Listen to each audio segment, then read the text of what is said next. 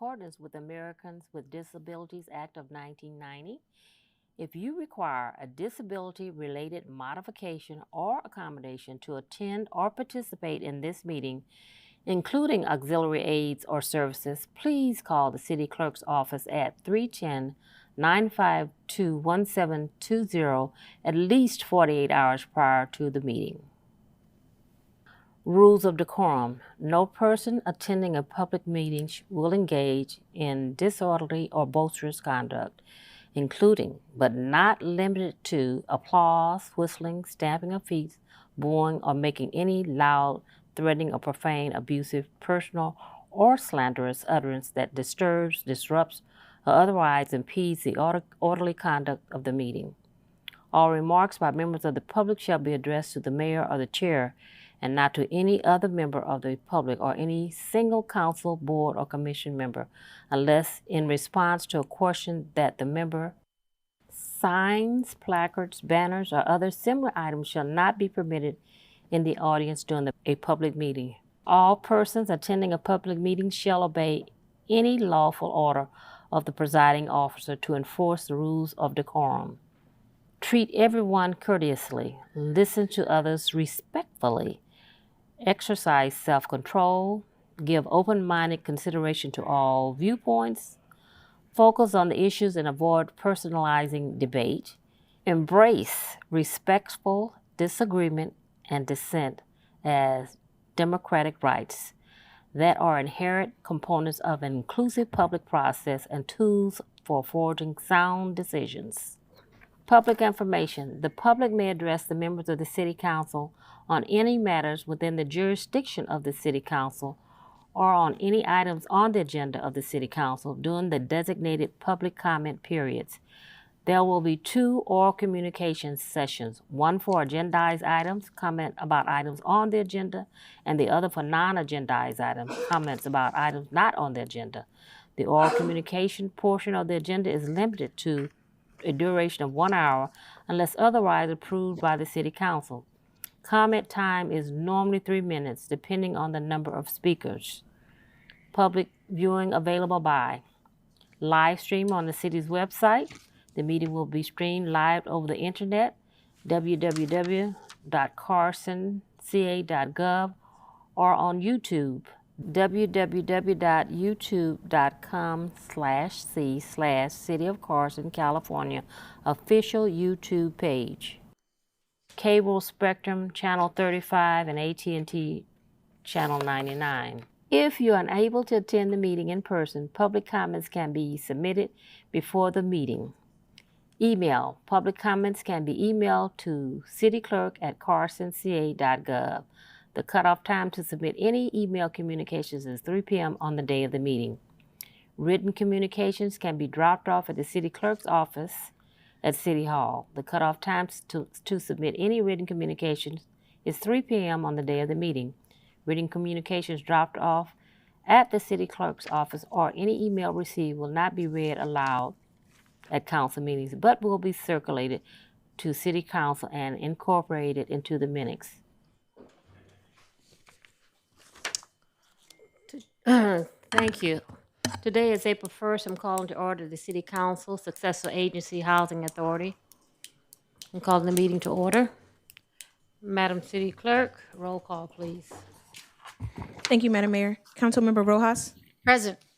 Councilmember Deere. Present. Councilmember Hicks. Present. Mayor Pro Tem Hilton. Present. Mayor Davis Holmes. Present. Thank you. Flag salute by Councilman Hicks, please. Everyone please stand, face the flag. Ready to begin? To the flag of the United States of America and to the republic for which it stands, one nation, under God, indivisible, with liberty and justice for all. I'm honored to welcome Pastor Prentice Lewis from Greater Starlight Baptist Church for our invocation. Pastor, welcome. Thank you. Thank you. How wonderful it is, again, to be in this moment of responsibility and to be surrounded with servants who seek the highest quality of life for our city. Thank you for our mayor. Thank you for all of the leadership.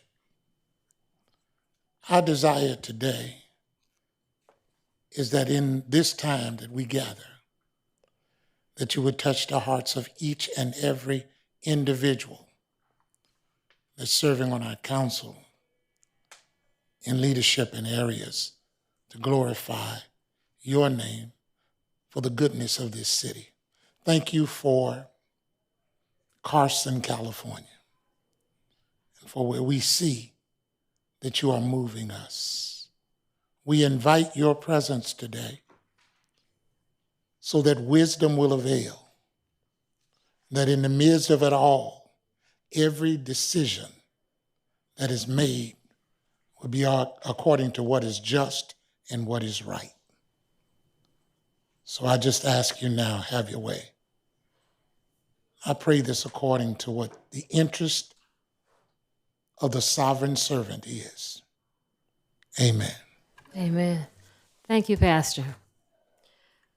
Closed session items 2 through 5. Madam City Clerk, is there any public comment on closed session items? No, Madam Mayor. Madam City Attorney, report on closed session items. Thank you, Madam Mayor. The council will not discuss item number 2. Council will meet pursuant to Government Code Section 54957.6 to conduct labor negotiations with AIM, CPSA, AFSCME Local 809 and 1017, as well as unclassified management. Council will meet pursuant to Government Code Section 54956.9D4 because the city is considering whether to initiate litigation in one case, and the council will meet pursuant to Government Code Section 54956.9D2 or D3 and E1 because there is a significant exposure to litigation in one case. That concludes my report. We should be back by 6:15 at the latest, but 6 most likely. Okay. We're going to recess into closed session. We should be back no later than 6:15. Thank you.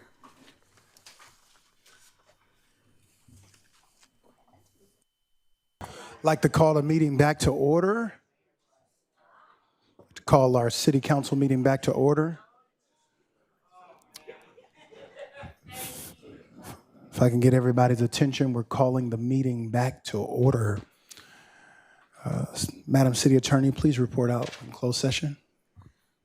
Thank you, Mr. Mayor Pro Tem. I am pulling up my agenda. The council met in closed session pursuant to Government Code Section 54957.6 to conduct labor negotiations. No reportable action was taken. The council met pursuant to Government Code Section 54956.9D4 because the city is considering whether to initiate litigation in one case. No reportable action was taken.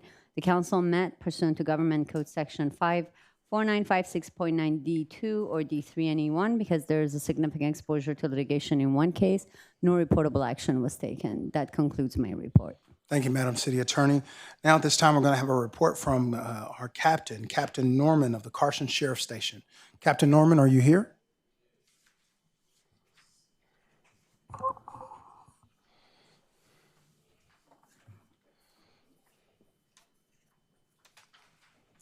Good evening.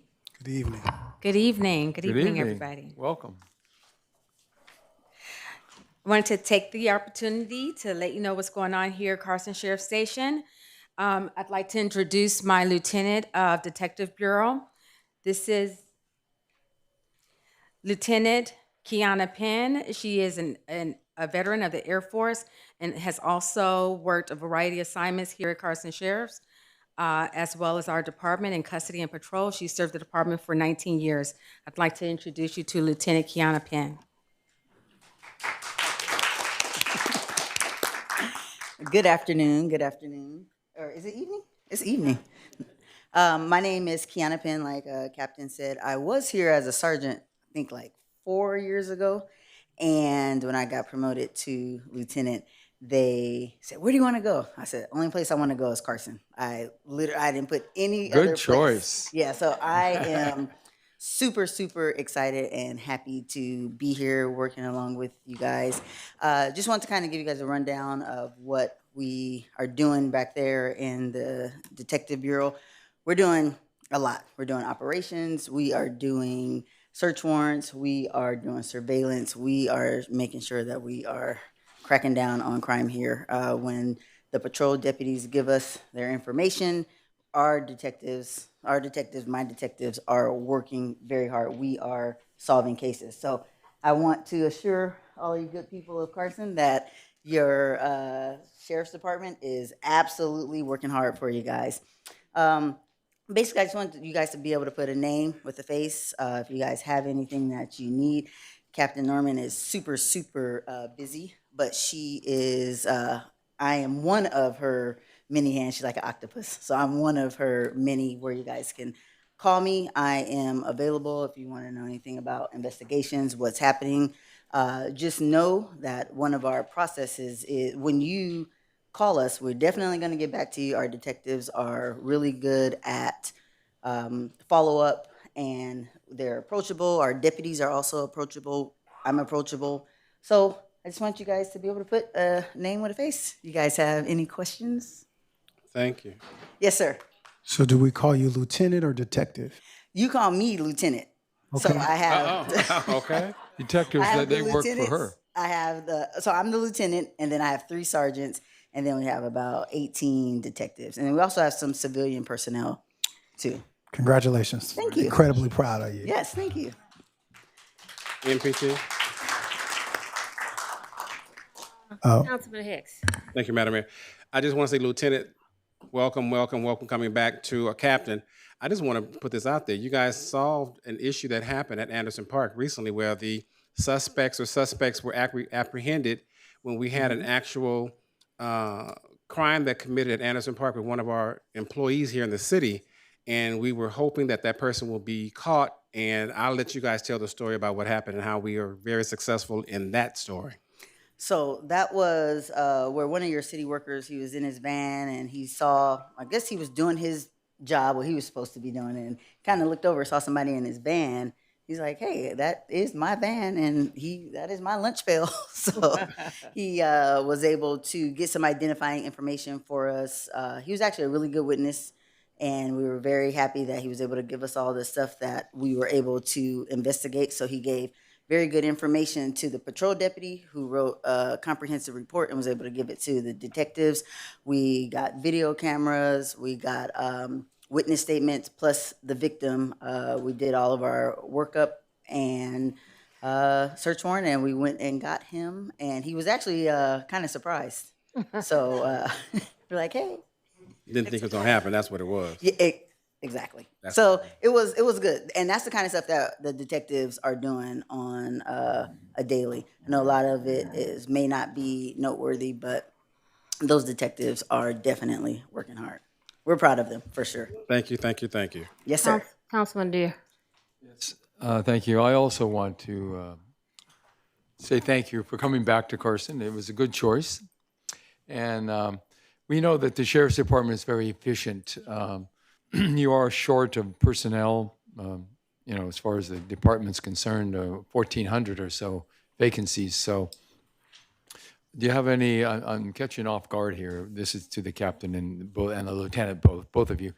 What are the prospects of the County Board of Supervisors funding and doing the necessary outreach and marketing, essentially, to bring young people into the Sheriff's Department to fill those 1,400 vacancies? Because we know it has a detrimental effect on, the enforcement of the law in the entire county. And Carson's one of the contract cities that is affected. Any comments on that? Well, I know for sure that we have made the testing process much more easy. We have streamlined it. Some of our folks who are applying from out of state, they're able to come and do multiple steps in one day instead of having to come back. We do some pop-up testing to where you can come in right now and do many steps. You can apply, you can do everything right then and there. So they are working hard, and we get lots of applicants, but the Sheriff's Department, we want the best. So we got to sift through and get cream of the crop. I see. Well, Carson is, from our point of view, our perspective, a model station. Because you know, many of your personnel throughout the county, they like to come to Carson. They like to work in Carson because of various reasons. One is the interesting aspect of it, the variety of types of crimes that give them more experience, and it's good for their careers. But mainly, we have seen over the years, and we can see tonight, that you're very dedicated to the people of our city, and that's much appreciated. Yes, sir. Thank you. We are very happy to be here.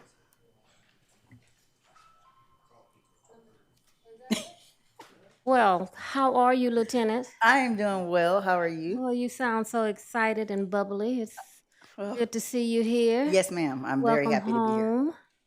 And to the Carson residents that are out there, we have a wonderful sheriff's team. But I also want to thank you, Captain, and your team. And I don't know if it's been reported to you about my husband's car cover Yes. being stolen. Now, everybody know I live there, so it had to be someone that didn't live in the city of Carson.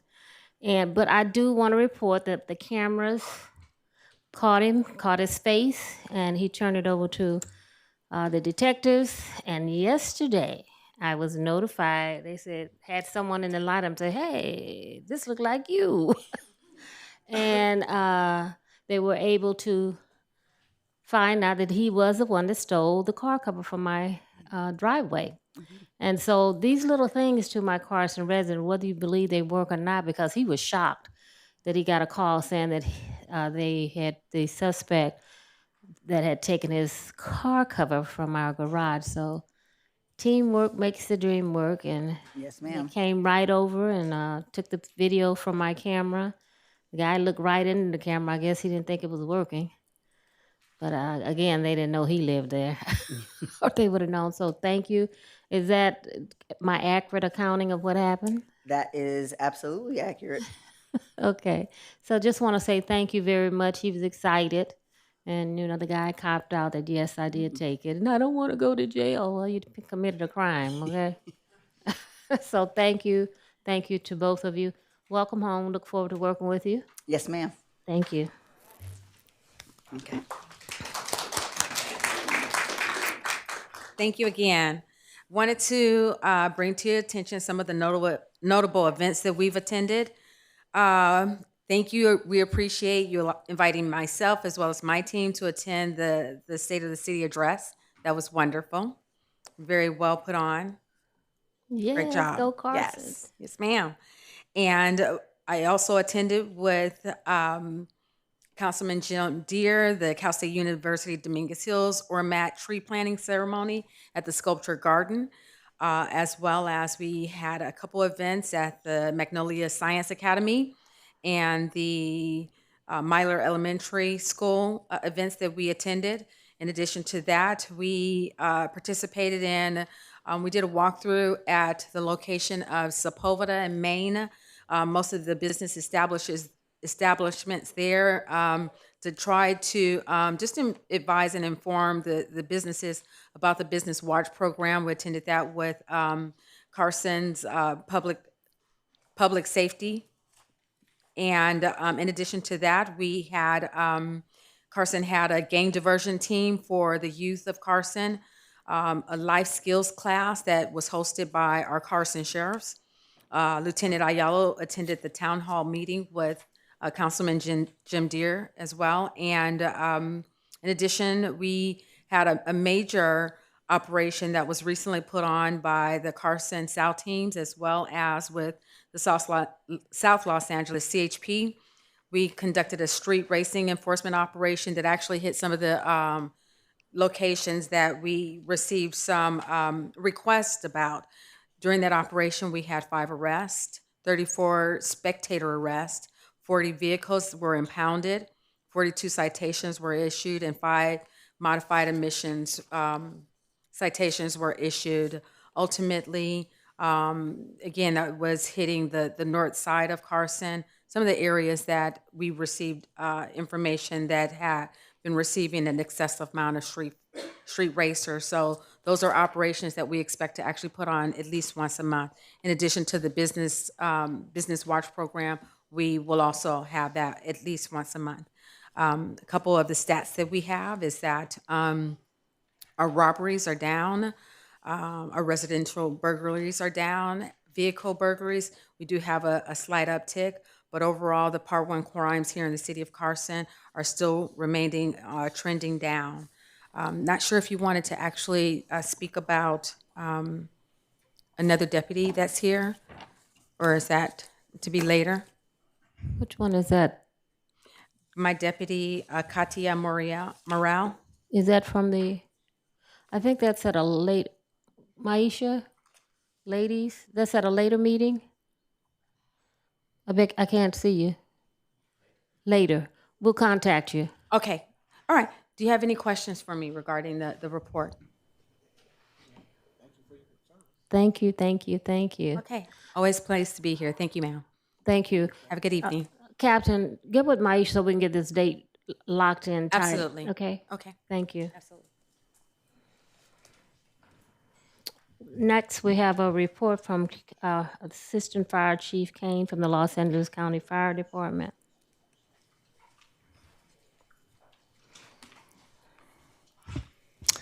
Good evening, Madam Mayor, Mayor Pro Tem, members of the council. Assistant Chief Brian Kane, Los Angeles County Fire Department, with your public safety report for the month of March.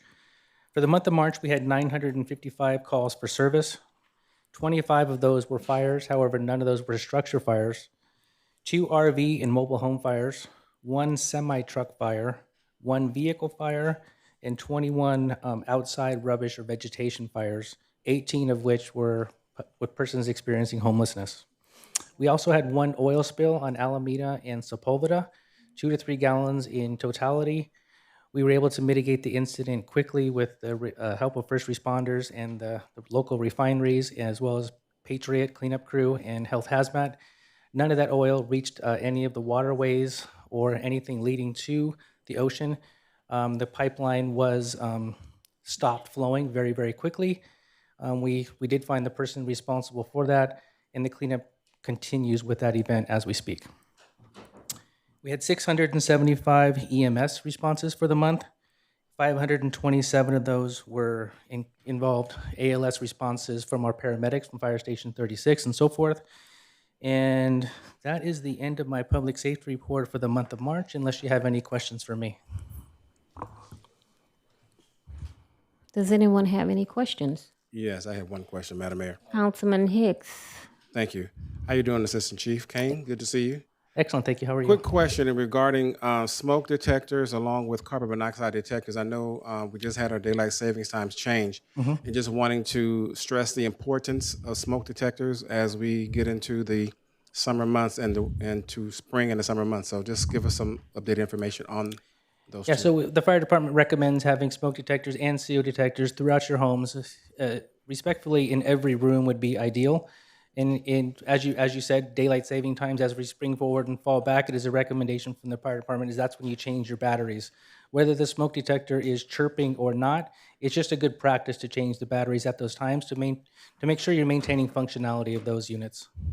Are there any programs to assist any homeowners who may have some issues? Because you have some of our seniors may not can reach them in the ceiling. So are there any assistance or help? Yes. So the Los Angeles County Fire Department, for those that cannot afford to purchase their own fire or smoke detectors, can contact myself or my community service liaison, Rosemary Vivero, and we will provide smoke detectors for them. And the Red Cross is also a provider of those units. Oh, okay. Say that one more time for the residents. Yes. So anyone within the city that cannot afford to purchase those units on their own, the Los Angeles County Fire Department will provide those for them, as well as the Red Cross is also an entity that can provide those units. Do you guys have any flyers on that or any literature or? It's on our website, so lacofd.org, under the smoke detector link, and it will take you to those resources. To the city attorney, to the city manager. Can we get that link connecting from about smoke detectors safety? Yeah, absolutely. We'll be able to get that information from our public safety director and have it over to our IT director for our new updated website. Yes, thanks. Councilman Deere. Yeah, thank you. Thanks again for coming out. Great report. It's very thorough, and we appreciate you and all your personnel keeping Carson residents and businesses safe. I had a question about the fire hydrants. There seem to be a lot of the caps, metal caps and plastic caps missing. People must be stealing them for recycling purposes. Do you have a program to replace those?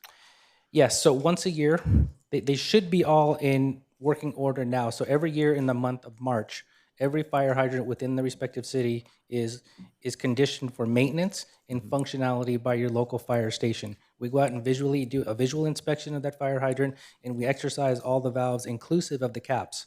If the caps are missing, we replace it with new caps.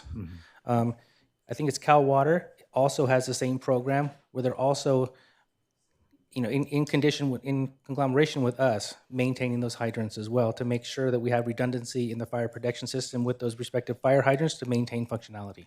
Okay, because they don't look good when they're missing the caps. No. We want our city to look good. Yeah, so- and the caps prevent debris from getting inside Exactly, too as well. yeah. Keeps it functioning proper. Right. Well, again, thank you. I appreciate the answer. You're very welcome.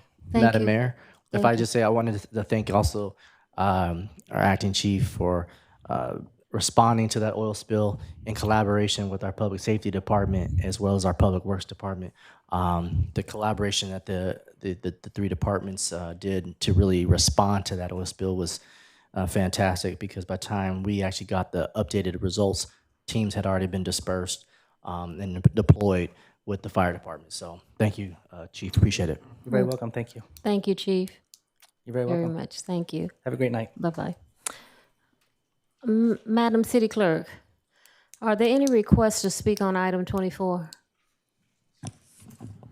Thank you, Madam Mayor. We do have one comment card for that agenda item. And it's from, Tony Rodriguez. okay. I'm going to take the liberty to move it up because I know Tony has to leave, but staff, I'm going to pull up item number 24 to my presentations. We'll be with you in just a moment. Thank you, Madam Mayor. This particular item, number 24, will be presented with a brief presentation right after our public comment from Mr. Tony Rodriguez, President of ASME 809. Thank you. Hello, Madam Mayor, How are you? City Council. On behalf of the American Federation, State, County, Municipal Employees, I'm here to thank each and every one of you for our 3-year contract agreement. And I also wanted to extend my thanks to, as civil service employees, we're here to serve a community here in the city of Carson. And I just wanted to extend my thanks to your team, City Manager Dave Roberts, Robert Lennox, and the directors. I'm looking forward and working with each and every one of you. I know there's some areas where we can do better. But I also wanted to thank your HR director, Josh. I know we don't always agree on everything, but one thing I can say is our heart's in the right place, in the same place when it comes to civil service and just providing the services that the city needs moving forward with our employees. And also as Vice President of District Council 36, District 4, I'd like to extend my thanks to each and every one of you. Thank you. Thank you. And to you, Tony, I'd like to extend my thanks because you guys came to the table. You met in all fairness, and your union, I think it makes about 250 employees out of about 300. So for us to bring you to the table and come up with a contract, that's saying a lot. And I just want to thank you for your leadership. And I want to thank Josh and all the team for your hard work and your effort, because this was not easy. We have a 3-year contract. Yes. And I think our contracts, if you compare them to what other cities are for their employees, is pretty nice. So, but it takes a team to get this done. It takes a team for us to keep moving in the right direction. And Local 809 plays a very important role here in the city of Carson. 250 employees or more is what you represent. Correct. So I just want to say thank you for coming to the table, being reasonable, and working with this staff on getting a contract in place. And to all the Local 809 employees, your checks will be retroactive, and I like lunch. It's coming. We'll set up a meeting for that. Thank you. And as the jewel of the South Bay. Just want to let you know that we want to continue in polishing that jewel for you. Oh, I appreciate that. That's All our right. new logo. Everybody's excited about it. You have to say it enough. We are the jewel of the South Bay, and the work that has been brought forth by all employees will continue to make us shine. It's not just one. You guys are there front line. And so we are the jewel of the South Bay, and you're going to help us to can shine and even shine brighter. So Amen to thank that. you. Yeah, thank you. Anyone else? Thank you, Madam Mayor. And if you'd like, Josh will give a brief update and presentation on item 24 for your consideration. Hello, Madam Mayor. Hi. Council members. As Tony stated, negotiations, especially when you're internal, it can be difficult. But I just want to give, my own thankfulness for the professionalism of ASME 809 and ASME 1017 in regards to coming with a deal. So the highlight basically is for a 3-year contract with a 6% increase the first year, the second year 4%, the third year 4%. And then a couple of items that would assist with their licensing and a couple of the deferred comps additions. So with that stated, when we came to the table, just to commend the group on how they came about and really working with the city to get to that end point. So on a higher level, it's just we're internally grateful with the Alshire Winder Group and Pam Lee and Tony's professionalism in getting this deal done. Thank you. Thank you. Madam Mayor, Councilman Deere. point of parliamentary procedure, city attorney maybe could comment on this. Can we take item 24 and 25 together in one motion? Sure. I mean, somebody should read the resolution titles for both of them when making a motion. Madam Mayor, I'll make a motion Thank you. for item 24 and 25.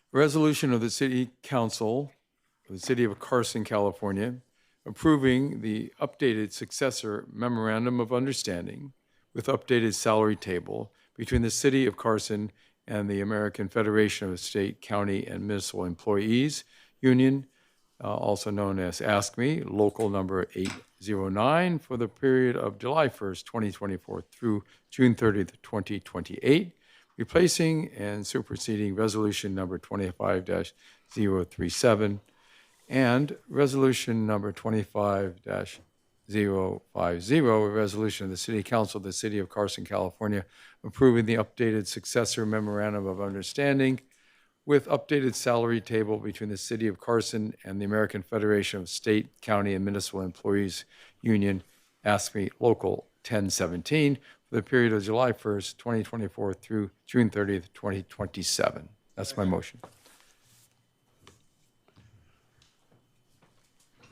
MPT.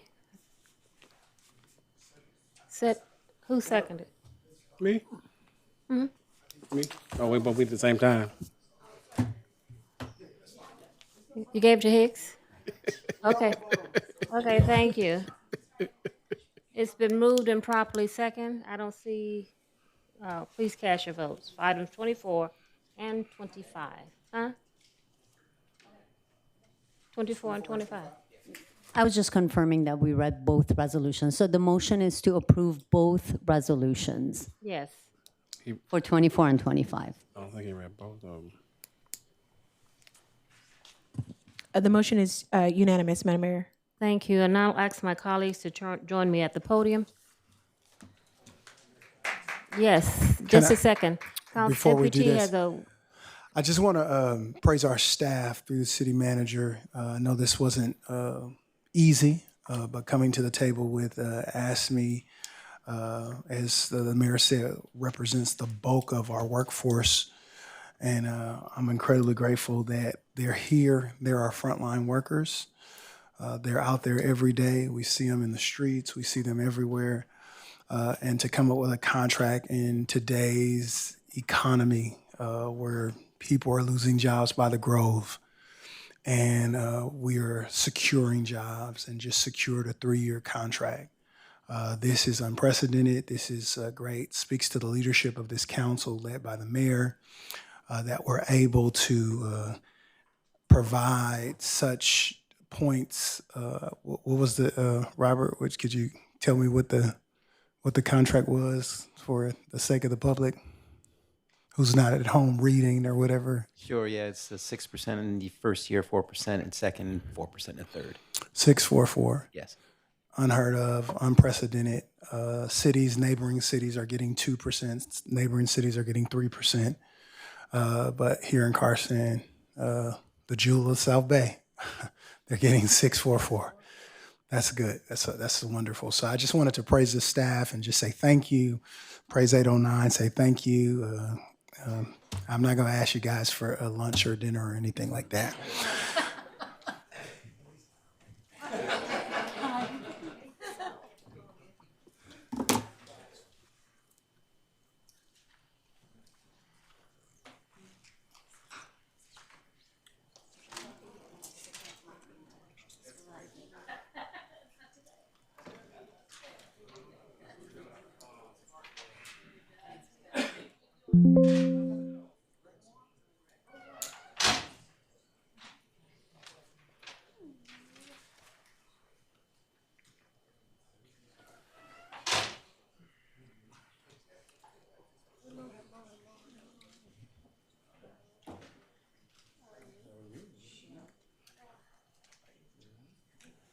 Hello.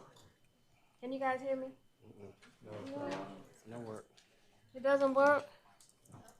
Uh-oh, Pinky's, oh, this one. She's cutting in and out. Oh, okay. No, it needs batteries, Barbara. Can you hear me now? All right. Well, I am honored to be here to welcome a returning friend. Our councilwoman is going to be reading a resolution, but Consulate General from the Philippines Cruz is here with us tonight. Come on down. And this is his second time here in the city of Carson as being elected. We're just so excited. He's starting his... He loves Carson. We love him. So, Councilwoman, in the middle. Madam Mayor, thank you so much. Thank you. Sir.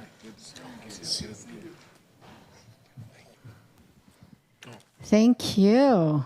Maraming salamat. Welcome back. Yes, thank you.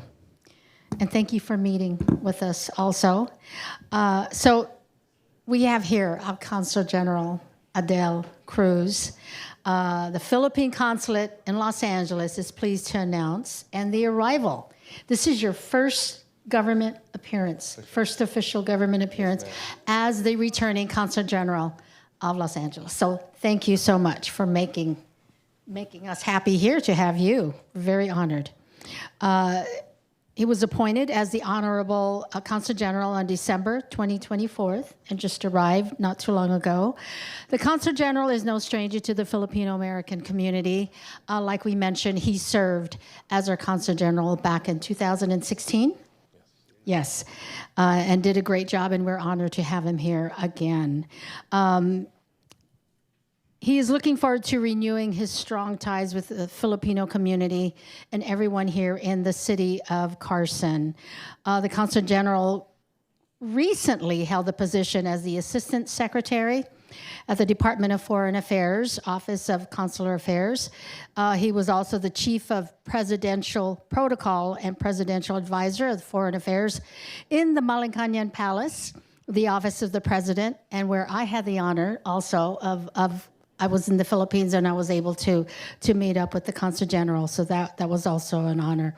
He was also the Secretary of Department of Foreign Affairs of Civilian Security from February 21 to 22. And with your 30 years experience in Philippine Foreign Service, as at very many diplomatic and consular positions in the Philippines, as well as in Libya, China, and being the first Philippine embassy in Abu Dhabi. Yes, so you've been around, very experienced. We're very lucky, and also the vice consul, then consul at the Philippine Consulate General in Chicago.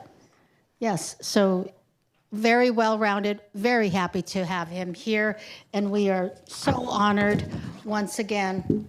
I'm going to read this certificate of recognition presented to the Honorable Adelio Angelito S. Cruz, Consul General, Philippine Consulate General in Los Angeles, and it says here, in recognition of your exemplary leadership, dedication, and service to the Filipino-American community in the city of Carson, extend our heartfelt congratulations on your return as the Consul General of the Philippines Consulate General in Los Angeles, your unwavering commitment and fostering strong ties with the community, and your distinguished career in the Philippine Foreign Service serve as an inspiration to all. This certificate is awarded in recognition of your dedicated service and the positive impact you have made on the Filipino-American community and beyond. And we're so happy to be here. Thank you. He will be part of our Philippine Independence Day celebration this year. So yes, we will be collaborating. It is dated April 1st, 2025. It's real, not April Fool's joke. This is real, okay? And it's signed by our Mayor, Lula Davis Holmes, our Mayor Pro Tem Joanne Hilton, Councilmember Cedric Hicks, Councilman Jim Deere, and yours truly. Maraming salamat. You're my kababayan. I'm very happy that you're back. Welcome home. Thank you. Thank you. Oh, of course. Yes, this is your... Very short. Okay. Madam Mayor, honorable members of the City Council, I'm truly honored to be back. And when I met, Madam Mayor earlier, she said, welcome back home. So yes, I treat Carson as my second home. I'd like to acknowledge and thank the city of Carson for taking care of over 20% of its population who are of Filipino-American descent. And I just recently learned that the city of Carson itself has been celebrating the Filipino National Day for the longest time, since 1986. You host the biggest Filipino-American National Day celebration, I believe, in California. So that is something to be really proud of, and that is one of the real reasons why our heart is very close always to the city of Carson. During my second tenure as Consul General, I'd like to commit all the resources of the Consulate General in promoting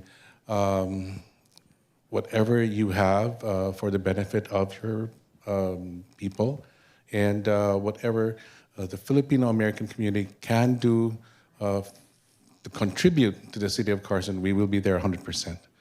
So we are truly honored, Madam Mayor, honorable City Council members, for this recognition. I share this with all the Filipino Americans living in Carson. Maraming salamat po. Thank you.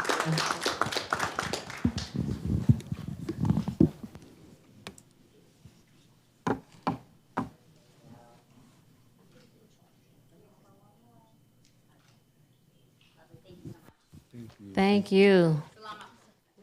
Salamat po. Thank you so much, ma'am. Thank you for coming. And again, welcome back home. Thank you.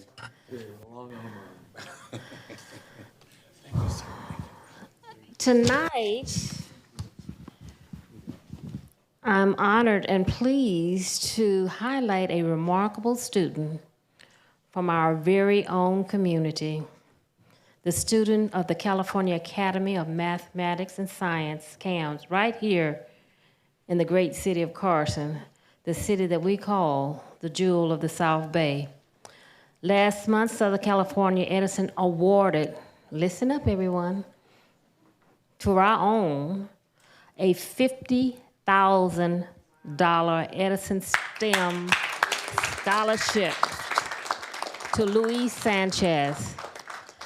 Luis is an incredible, driven young man who has shown unwavering dedication to his academic career goals. As a first-generation college student, he has excelled through his involvement with CAM's varsity soccer team and CAM's first robotics club, and his commitment to mechanical engineering. His resilience and hard work have earned him admission to, listen up, earned him admissions to Stanford University this fall.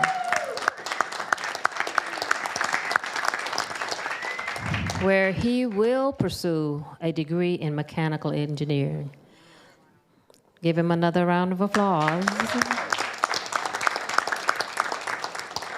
His story is one of perseverance and purpose. Despite growing up in a community marked by challenges, he stayed focused on his education and is determined to become the first in his family to serve as an Air Force officer. Tonight, we are proud to recognize and celebrate Luis, his achievements, and the bright future ahead of him.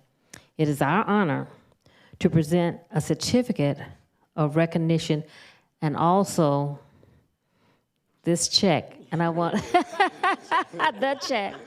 And Connie is from Edison, and this is not the first time I've stood with her where she presented a check like this. Carson High School was one of our first students. And you know, I always read the book by Dr. Seuss, Oh, the Places We Will Go. That's very true. Oh, the places you're gonna go.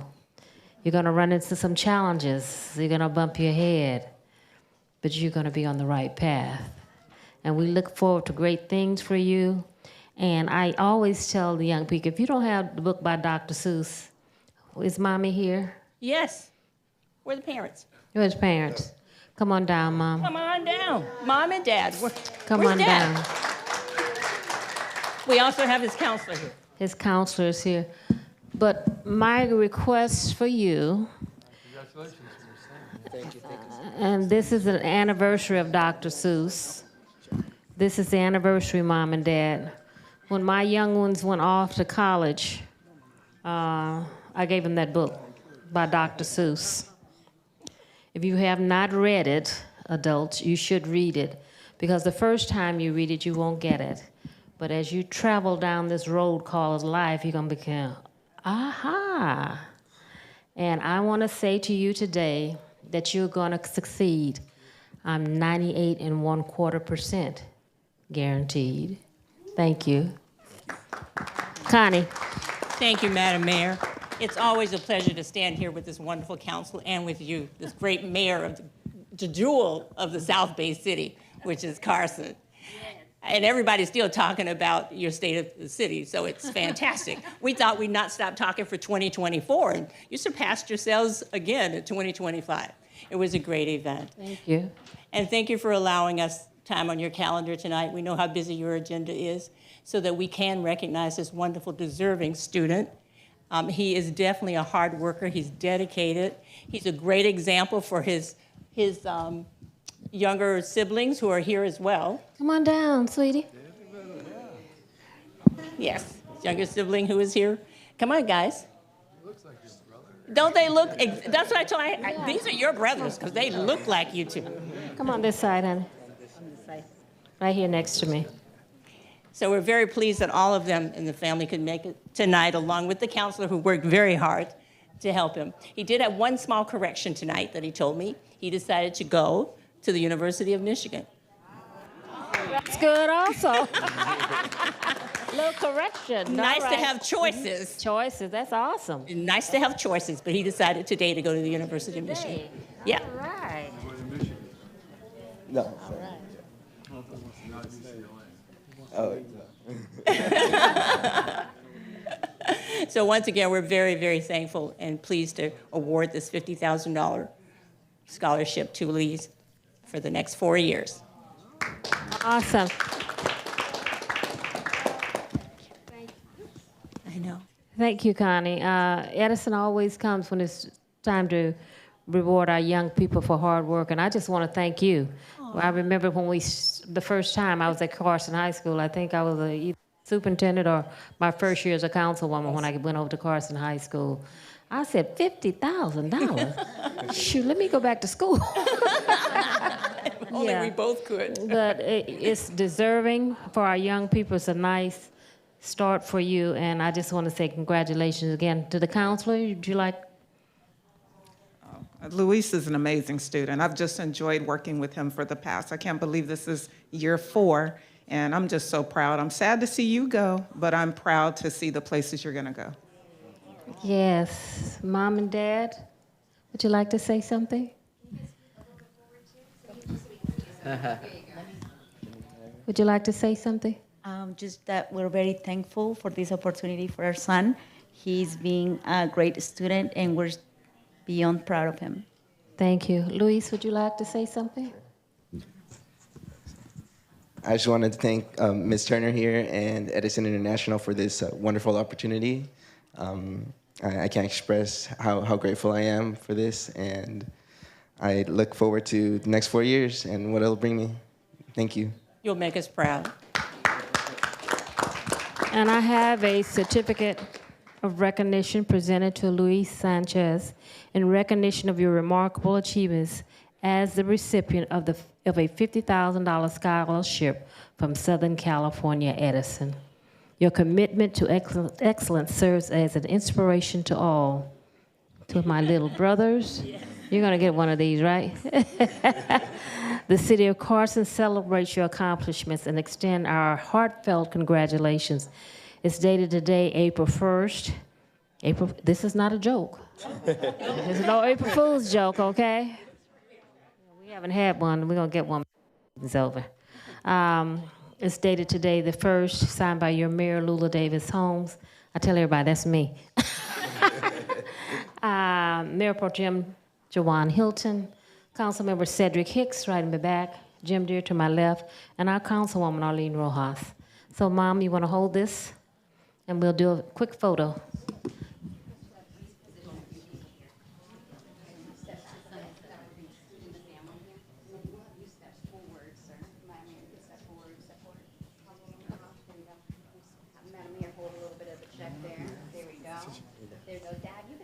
Yes. Get your window.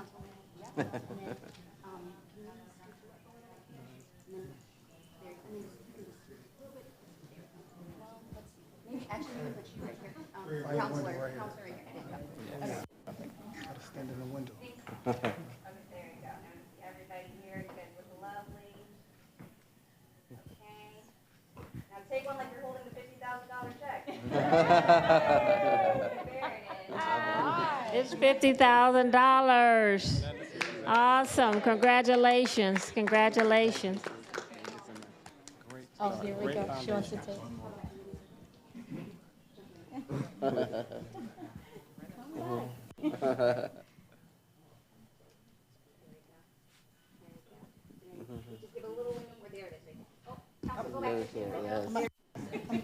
we go. Thank you. Congratulations, Mom and Dad. Job well done. Congratulations. Congratulations. Go get that book. Okay? I think they have an anniversary going on at JCPenney right now. The book usually costs about it. Yeah, I just picked up another one, so I know. I think they're on sale for $6 if they still have one. No, it's at Target. It's at Target, yes. It's a anniversary of Dr. Seuss. All of my boys have it. Oh, the places we will go. Thank you. Thank you. I'm going to hold off on the Public Works. I'm going to finish all of my proclamations, and we'll go back to number 9. Is the Public Works Commission here? I see one. Hi, Mr. Chair. I'm good. How are you? Can you wait just a few more minutes? Okay. MPT proclamation recognized in April as Autism Awareness Month. Yes, Madam Mayor. And tonight we recognize 2 parents who took on the fight of autism. Mrs. Latoya McGee Berry. She's Latanya McGee Berry. Come on, Miss Latanya McGee Miss Berry. Latanya.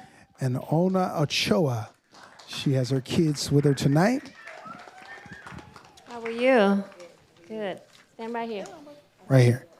Okay. Here you go, Miss Latanya. And here you go, Miss Ochoa. We have two tonight. And here's a proclamation recognizing April as Autism Awareness Month. Whereas autism spectrum disorder is a complex developmental condition that affects individuals in unique ways, impacting communication, behavior, and social interaction. And whereas autism is a part of the diverse human experience and individuals with autism contribute to the riches of our society, deserving of equal opportunities, acceptance, and support. And whereas in recognition of the growing number of individuals diagnosed with autism, it's essential to raise awareness and promote understanding of this developmental condition, fostering inclusivity, compassion, and support within our community. And whereas current data from the Center for Disease Control and Prevention indicates that autism spectrum disorder continues to affect a significant portion of our population, with evolving prevalence rates reflecting the need for ongoing support and resources. Whereas Autism Awareness Month provides an opportunity to increase understanding, to celebrate the unique qualities of individuals with autism, and to the highest of the resources, to highlight resources, programs, and services to help them lead a fulfilling life. Since the inception, evolving from the early efforts of the Autism Society in 1972, this designated month has served as a platform to promote inclusive practices, celebrate neurodiversity, and advocate for the rights of well-being of individuals with autism. Whereas the Autism Society, founded in 1965, continues to play a vital role in fostering acceptance and driving positive change through community partnerships, educational resources, and advocacy initiatives addressing the evolving needs of the autism community.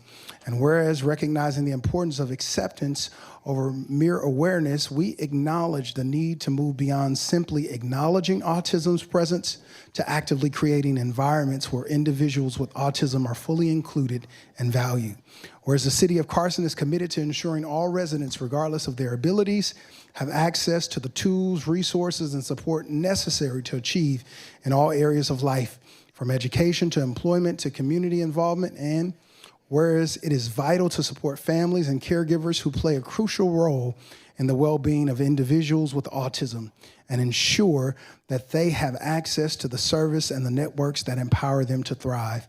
Whereas the City of Carson is committed to fostering a community that embraces neurodiversity, promotes accessibility, ensures the autistic individual have equal opportunities to thrive. We acknowledge the ongoing need to improve access to early intervention, educational support, employment opportunities, and community resources for autistic individuals and their family. Whereas during April, we affirm our commitment to celebrating the unique strength and contribution of autistic individuals, promoting understanding and creating more inclusive and equitable community for all. Now therefore, the Mayor and the City Council of California do hereby proclaim the month of April 2025 as Autism Awareness Month in the City of Carson and encourage all residents to participate in raising awareness, promoting understanding, and fostering community and inclusivity for individuals with autism. Dated this day, the 1st of April, 2025. Let's give it up. First, we will have Ms. Latanya speak. I'm sorry, I did not prepare, but I ditto what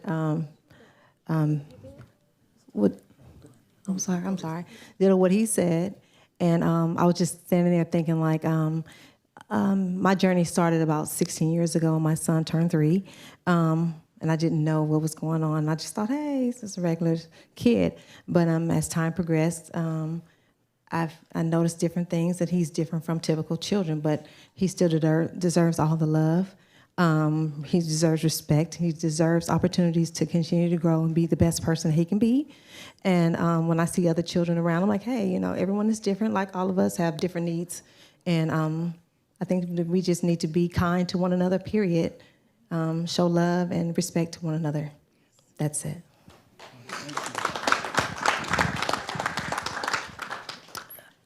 I have 2 children with autism. My oldest is 20, my second is 11. My journey started similar. I did not know what autism was. And my son was actually, at the time, one of the youngest diagnosed in LA County. He was diagnosed at 18 months. And the way they gave his diagnosis in the early 2000s was not any way any parent should receive any news, because I was told he would never walk, he would never talk, he would never look at me nor say, I love you, and basically gave him a life sentence before he even began his life. But fortunate for me, that diagnosis was given to him on my birthday. So I took it as a gift, literally, and I went home to my loving, supportive husband, who has been amazing and gave me opportunities to be a stay-at-home mom, to focus on him and leave my career as a teacher, to focus on our son, who was an only child at the time, and countless hours of therapies and everything you can think under the sun, and no sleep. But you know, when it came time to getting the diagnosis for our daughter, I kind of already knew what to look for. So I was grateful that now in communities, awareness, acceptance, it's almost everywhere. It's on TV, it's on radio stations. So that made me a little bit more grateful for the second time experience it. But this does not fall on deaf ears. I do this for my children, and I accept it for them. So thank you, and I appreciate you guys all. Thank you. Thank you. We're going to do a group photo, and then we're going to invite the kids and the husband up to take a photo with you, okay? Councilman MPT, why don't you stand in the middle here? You want to be in the photo? You may or may not want to. Okay, we're good.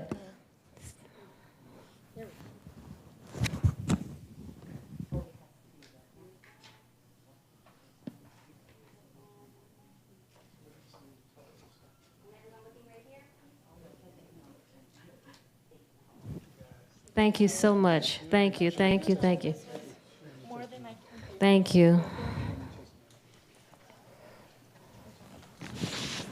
Next, we'll have National Library Week.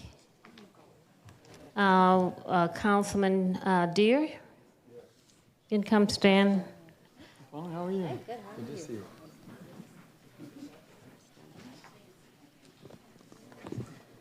Another mic. Sound check. Ladies and gentlemen, every year we recognize the importance of libraries in our society. The importance is even greater because in a library you'll find the truth. And on the media, you may or may not. On social media, you're most likely not going to. But in the library, you will. And I have a special affinity for libraries. The County of Los Angeles named a library after my mother when she passed away. Mamie Deere Memorial Library, it's in Gardena. And I served as the LA County Library Commissioner on multiple terms.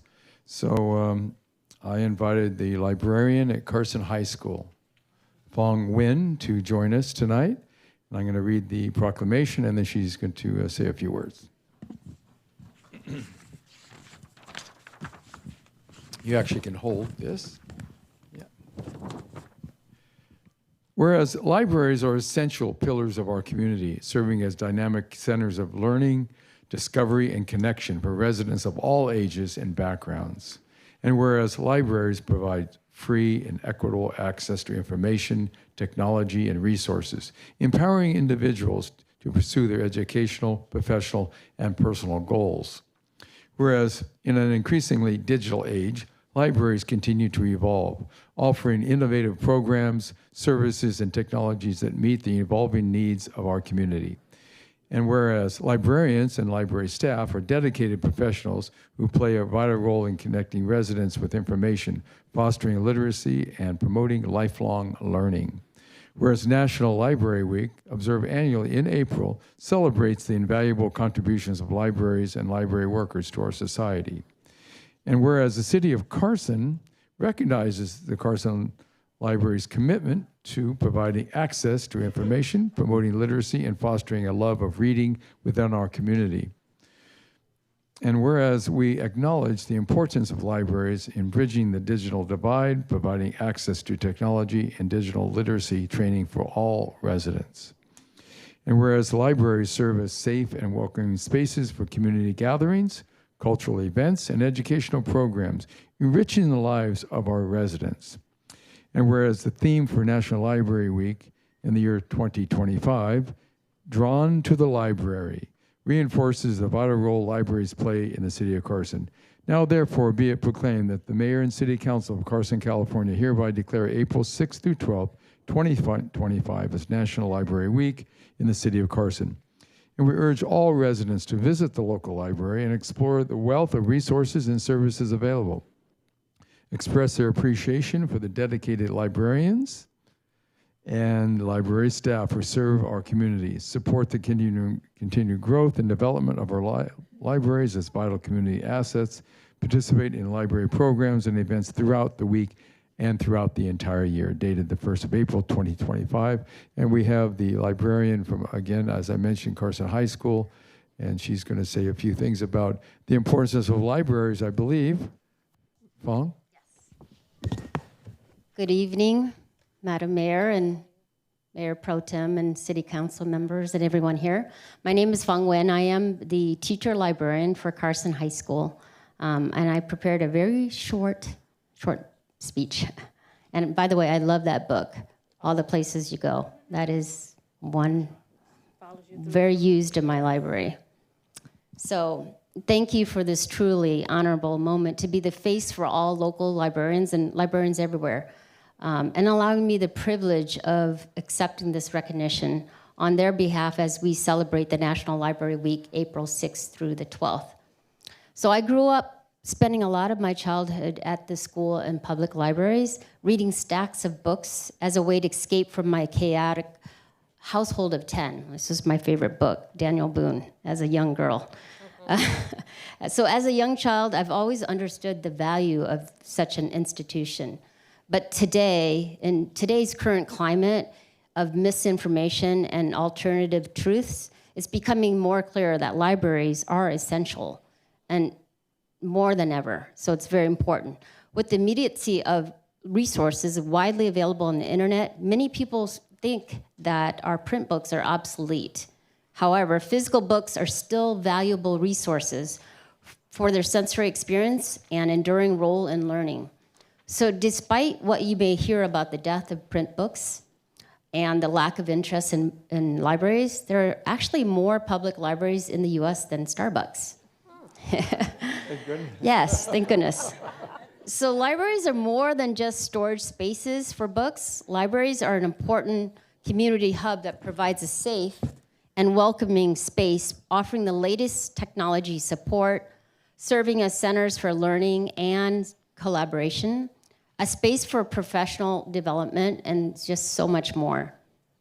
This is one of my favorite quotes. Frederick Douglass famously emphasized the importance of reading, stating, "Once you learn to read, you will be forever free." So this quote highlights reading as a path to liberation and empowerment. Reading is still one of the most important fundamental skills to achieve and continuously improve upon. Shockingly, though, the average student's reading level at Carson High School is 4th grade level. While the national average for our country in the US is between the 7th and 8th grade for adults. So that's far, far below many other developed nations. We're actually the 36th highest in literacy. So the US, the 36th highest in literacy. We should be number 1. First is Ukraine, which is very surprising. This should be an urgent call and concern to everyone, especially to our leaders. We need to support our libraries. We need continuous financial support to keep our libraries open, relevant, and updated and available to everyone. Libraries truly are a valuable and remarkable resource for our community. We need them now more than ever. So I just want to say thank you for your time and for hearing me. And I came to this country when I was 7, fled during the fall of Saigon, and came here with no language, didn't, English language. And one of the first books that was given to me was Daniel Boone. I couldn't read it, but I knew it was very important. And time again, I would just look at the words and eventually memorized and understood, and it became my favorite book. And Daniel Boone is, as we know, a pioneer. He was created his path to the West to take care of his family. So I identified with the trials and tribulations of that person. And so I just encourage everyone to please support your local libraries, our schools, our children who are future leaders need that encouragement. So thank you very much. Thank you. And you came into my Thank you. library. Yes, so I did. remember, and I gave you the book called More. Yes. Right. Yes, So I was thank there you. for I was doing something. Yeah. Yes. So thank you. Thank you. I'll be back. Yes, you will be. So thank Let's take a photo. Okay. I just put this down. And then I hold this. Yes. Cedric is up next. Come on over a little bit.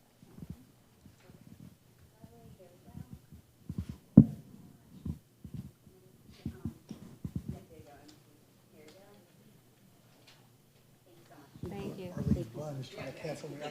Arlene's Bond, thank you so much for coming out. That bond is all in the way. Next we have, we're going to go, Councilman Hicks, proclamation. You'll be next, Councilwoman. Proclamation, recognize April as National Prescription Drug Takeback. Thank you, Madam Mayor. I want to bring up Richard Biss from ADAP to come on up, along with Nora Garcia, our Public Safety Department, as well as Captain Norman, Carson Sheriffs. Whereas April the 26th is recognizing Prescription Take-Back Day here in the city of Carson, and whereas the National Prescription Take-Back Day aims to provide a safe, come on up, everybody, come on up. Very important process of making sure we keep prescriptions out of our waterways and individuals' illegal use of the drugs. Nora, come on around. Nora? Can you make, well, she's traveling with two. Come up here, John. Okay. Nora. Nora, come in the middle, please. If she can fit it. Come over here. We need to put it back. Try not to bump anything. Oh, baby, come on in there. Yes, that's it. Traveling with two. Cedric. Okay. Cedric. Put on the other side in the middle of the captain. Okay. Can we move back a little so we can get in just a little bit, just a little bit. Can we actually have you, since they moved now, can we have the sides back, then we can bring them in? Just scoot So yeah, they're take a couple of steps back. Is there an extra one? There's an extra one. right there, that's mine. That one. And then more, you could scoot up a bit. There we go. Yep, scoot up, there we go. And now,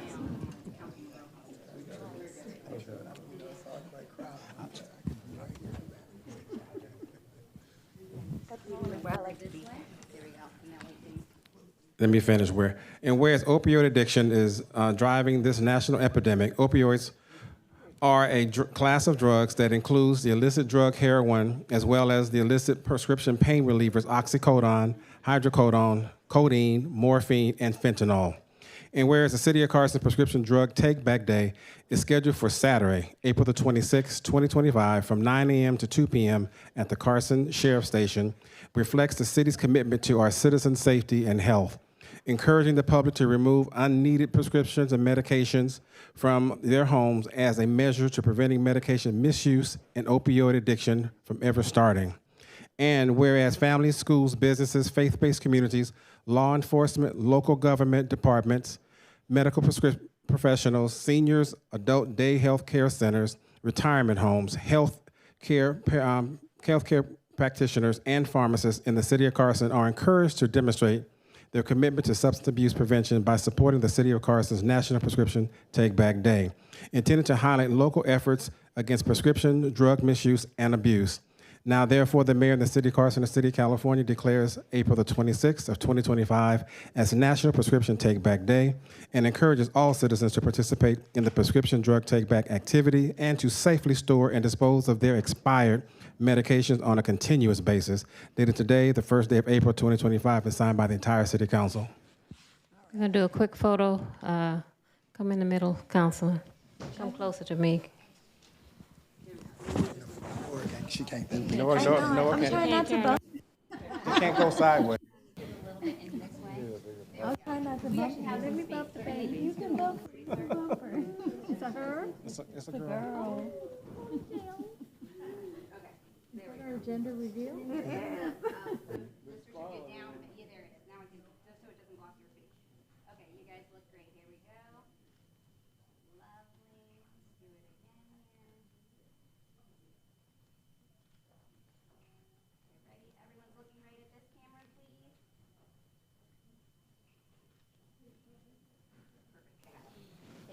Thank you, thank you. Thank you all very much. The next we have, that's for who? That's yours. Yeah, that's for you. I know. Who? Yes. Wow. Nobody else talk. Okay. That's the next. The next is Sexual Assault Awareness and Violence Prevention Month. Councilwoman Rojas. Yes, thank you. Okay, thank you. Yeah. Thank you, thank you. Thank you, thank you. Thank you very much for coming. Okay, so let's bring up Deputy Kacha Morel. Yes, she is here. She was born in El Salvador. Hi, Deputy. How are Thank you so much. Front and center. She was born in El Salvador and came to the United States in 2001 to live the American dream. After high school, Deputy Morel went on to earn her bachelor's degree in psychology at UC Irvine. Deputy Morel has been with the Sheriff's Department for 8 years. She has worked numerous assignments throughout her tenure as Sheriff's Department that specifically deal with victims of sexual assault, violence, and physical abuse. After she completed the academy, she was given the opportunity to work as a sheriff's human trafficking task force, where she dealt with the victims who were minor children.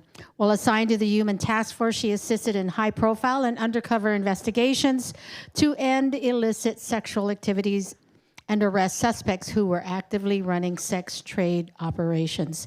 Deputy Morel began her patrol assignment at the Carson station. Thank you, where she has served the residents of Carson for the past 5 years. Currently, the Sheriff's School Resource Deputy, so very important position here in the city of Carson. As a school research deputy, she often responds to calls at the schools that involve sexual and physical abuse, reports from children of all ages. Since assigned at the school research deputy, Deputy Morel has conducted many investigations that involved allegations of sexual misconduct and physical abuse of minors. She aspires to someday become a Special Victims Bureau detective. And continue her service in helping those who don't have a voice. She shares I believe what I do and believe everyone should follow their passion. Congratulations. What you do is very special and necessary for the future of our children and young adults. So thank you so much for what you do. Let me read. She's got her. Okay, so this is a proclamation recognizing April as Sexual Assault Awareness and Violence Prevention Month. Whereas the City of Carson recognizes that sexual assault and all forms of gender-based violence remain critical public health and safety issues demanding sustained attention and action. Whereas survivors of sexual assault, regardless of gender, age, or background, deserve unwavering support, justice, and access to comprehensive resources for healing and recovery. Whereas recent data indicates that sexual assault continues to be significantly underreported, highlighting the need to address systemic barriers, foster trust in reporting mechanisms, and promote a culture of support for survivors. Whereas evolving societal understanding of consent, healthy relationships, and bystander intervention are crucial in preventing sexual violence and fostering a community where everyone feels safe and respected. Whereas the city of Carson acknowledges the disproportionate impact of sexual violence or marginalized communities, including but not limited to the LGBT community, people of color, and individuals with disability, and is committed to addressing these disparities. We recognize the importance of empowering youth with education or healthy relationships, consent, and bystander intervention. Equip them with the tools to prevent sexual violence and promote a culture of respect to all people. The City of Carson is committed to strengthening partnerships with local organizations, law enforcement, and healthcare providers to enhance victim services, improving reporting processes, and ensure equitable access to support for all survivors. We acknowledge the need to address the root causes of sexual violence, including gender inequality, harmful social norms, and the normalization of violence through community-wide education and prevention initiatives. We affirm our commitment to creating a safe and inclusive community where survivors are believed, supported, and empowered, and where sexual violence is no longer tolerated. So now, therefore, the mayor and the city council of the city of Carson hereby declare April as Sexual Assault Awareness and Violence Prevention Month, and we urge all residences to actively participate in efforts to raise awareness, to promote education and prevent initiatives that foster healthy relationships, and work collaboratively to create a community where everyone feels safe and valued. It's dated this April 1st, 2025, and we thank you for your service. We thank you for all you do, and thank you for taking care of our children in our community. And thank you. We're going to do a quick photo op.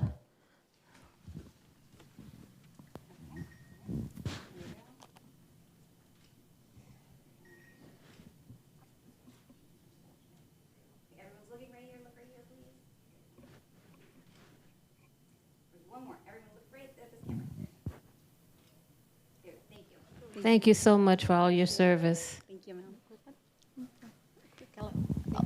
Thank you. It has been an honor serving your community, and I'll continue to serve and protect the city of Carson. Thank you very much. Thank you. I like that. Thank you. Protect. Richard Biss. Richard. Come here, Richard. Richard, come on down. Come on down, Richard. Richard, we're going to allow you just a minute to speak, but Richard is our ADAP, and he has been around and fighting on for drugs and prescription buyback since I was a staff person, and I just want to let you know how much we appreciate you. So we're going to give you a minute, okay? No, I want him to respond. Well, I just want to say thank you, Mayor. And thank you to all the council members, and especially for Councilman Cedric Hicks for keeping in touch and been working with us throughout this whole time.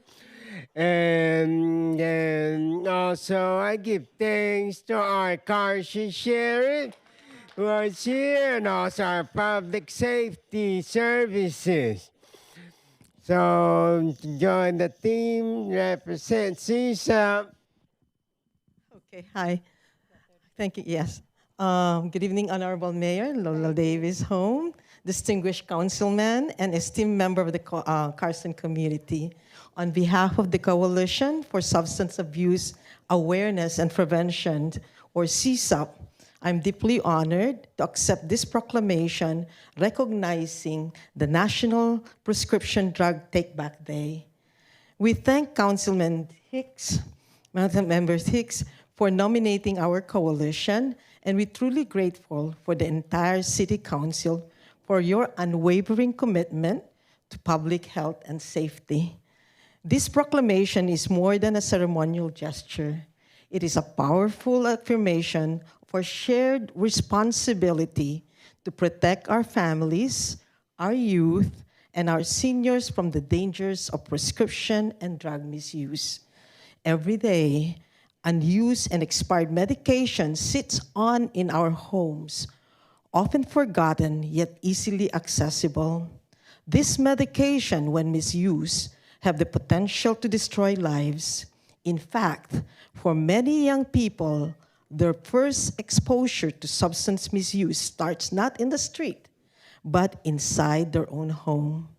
National Prescription Drug Takeback Day gives us the opportunity not just to safely dispose of this medication, but to open up conversation, educate our community, and reaffirm our stand for prevention. At CSAP, our mission is rooted in education, collaboration, and action. Over the past 2 decades, that means 20 years, we partner with you, with schools, churches, law enforcement, and grassroots organizations to tackle substance abuse from every angle. Our work includes community forum, youth engagement programs, and multi-agency initiatives to reduce access to harmful substances, including prescription drug. Today's recognition energizes us to be even more. It tells our youth that their city sees them, support them, and investing in their future. It tells our families that they are not alone, and it tells our community that change is not only possible, it's already happening.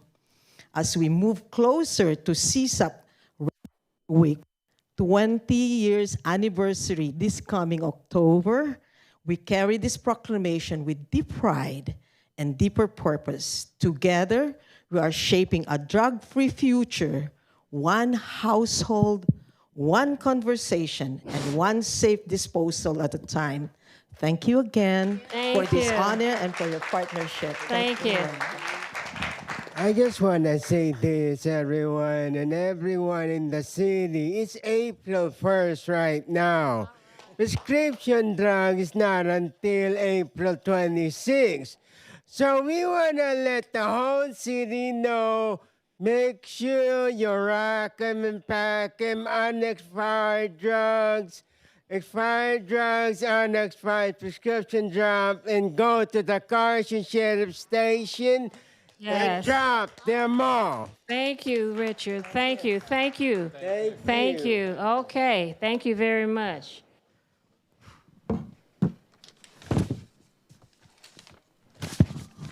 Is this all?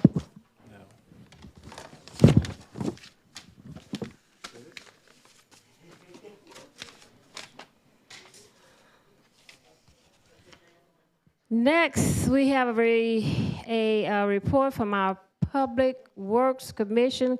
Come on down, Mr. Chair. Are you the chair or vice chair? You the chair or vice chair of the Public Works? Yeah, Chairman. Mr. Chairman.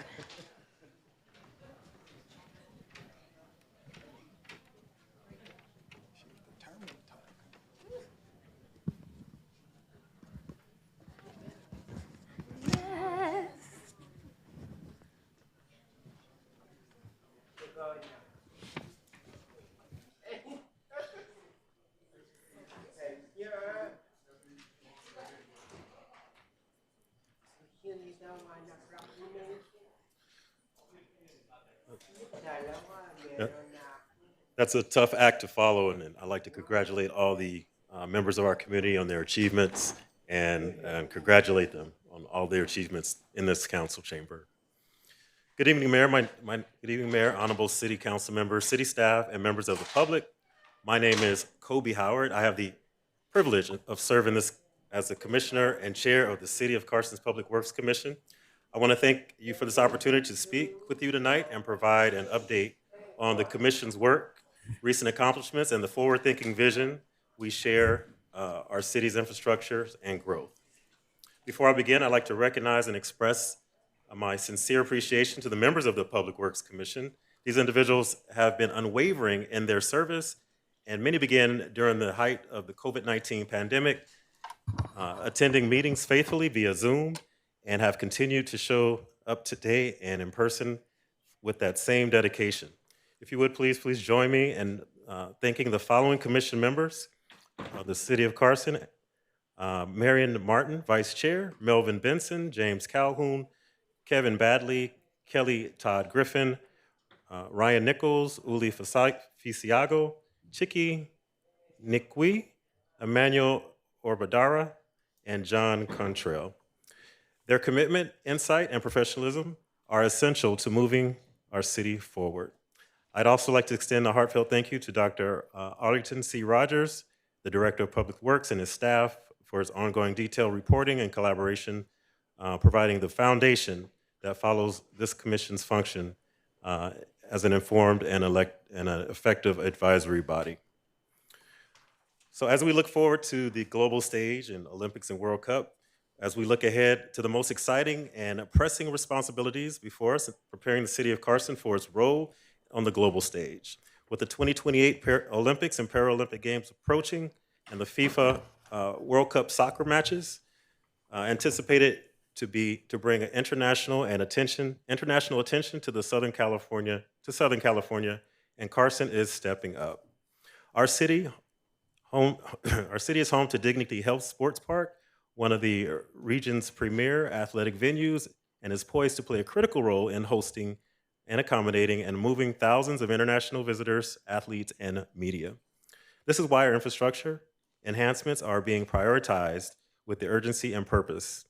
Some of the ongoing projects we have over the past year, this commission has supported and advised on a wide range of impactful infrastructure projects, including the citywide pavement upgrade project, which launched March 2024, which is improving streets all across Carson, preparing our city for the global spotlight during the 2028 and Paralympic Games.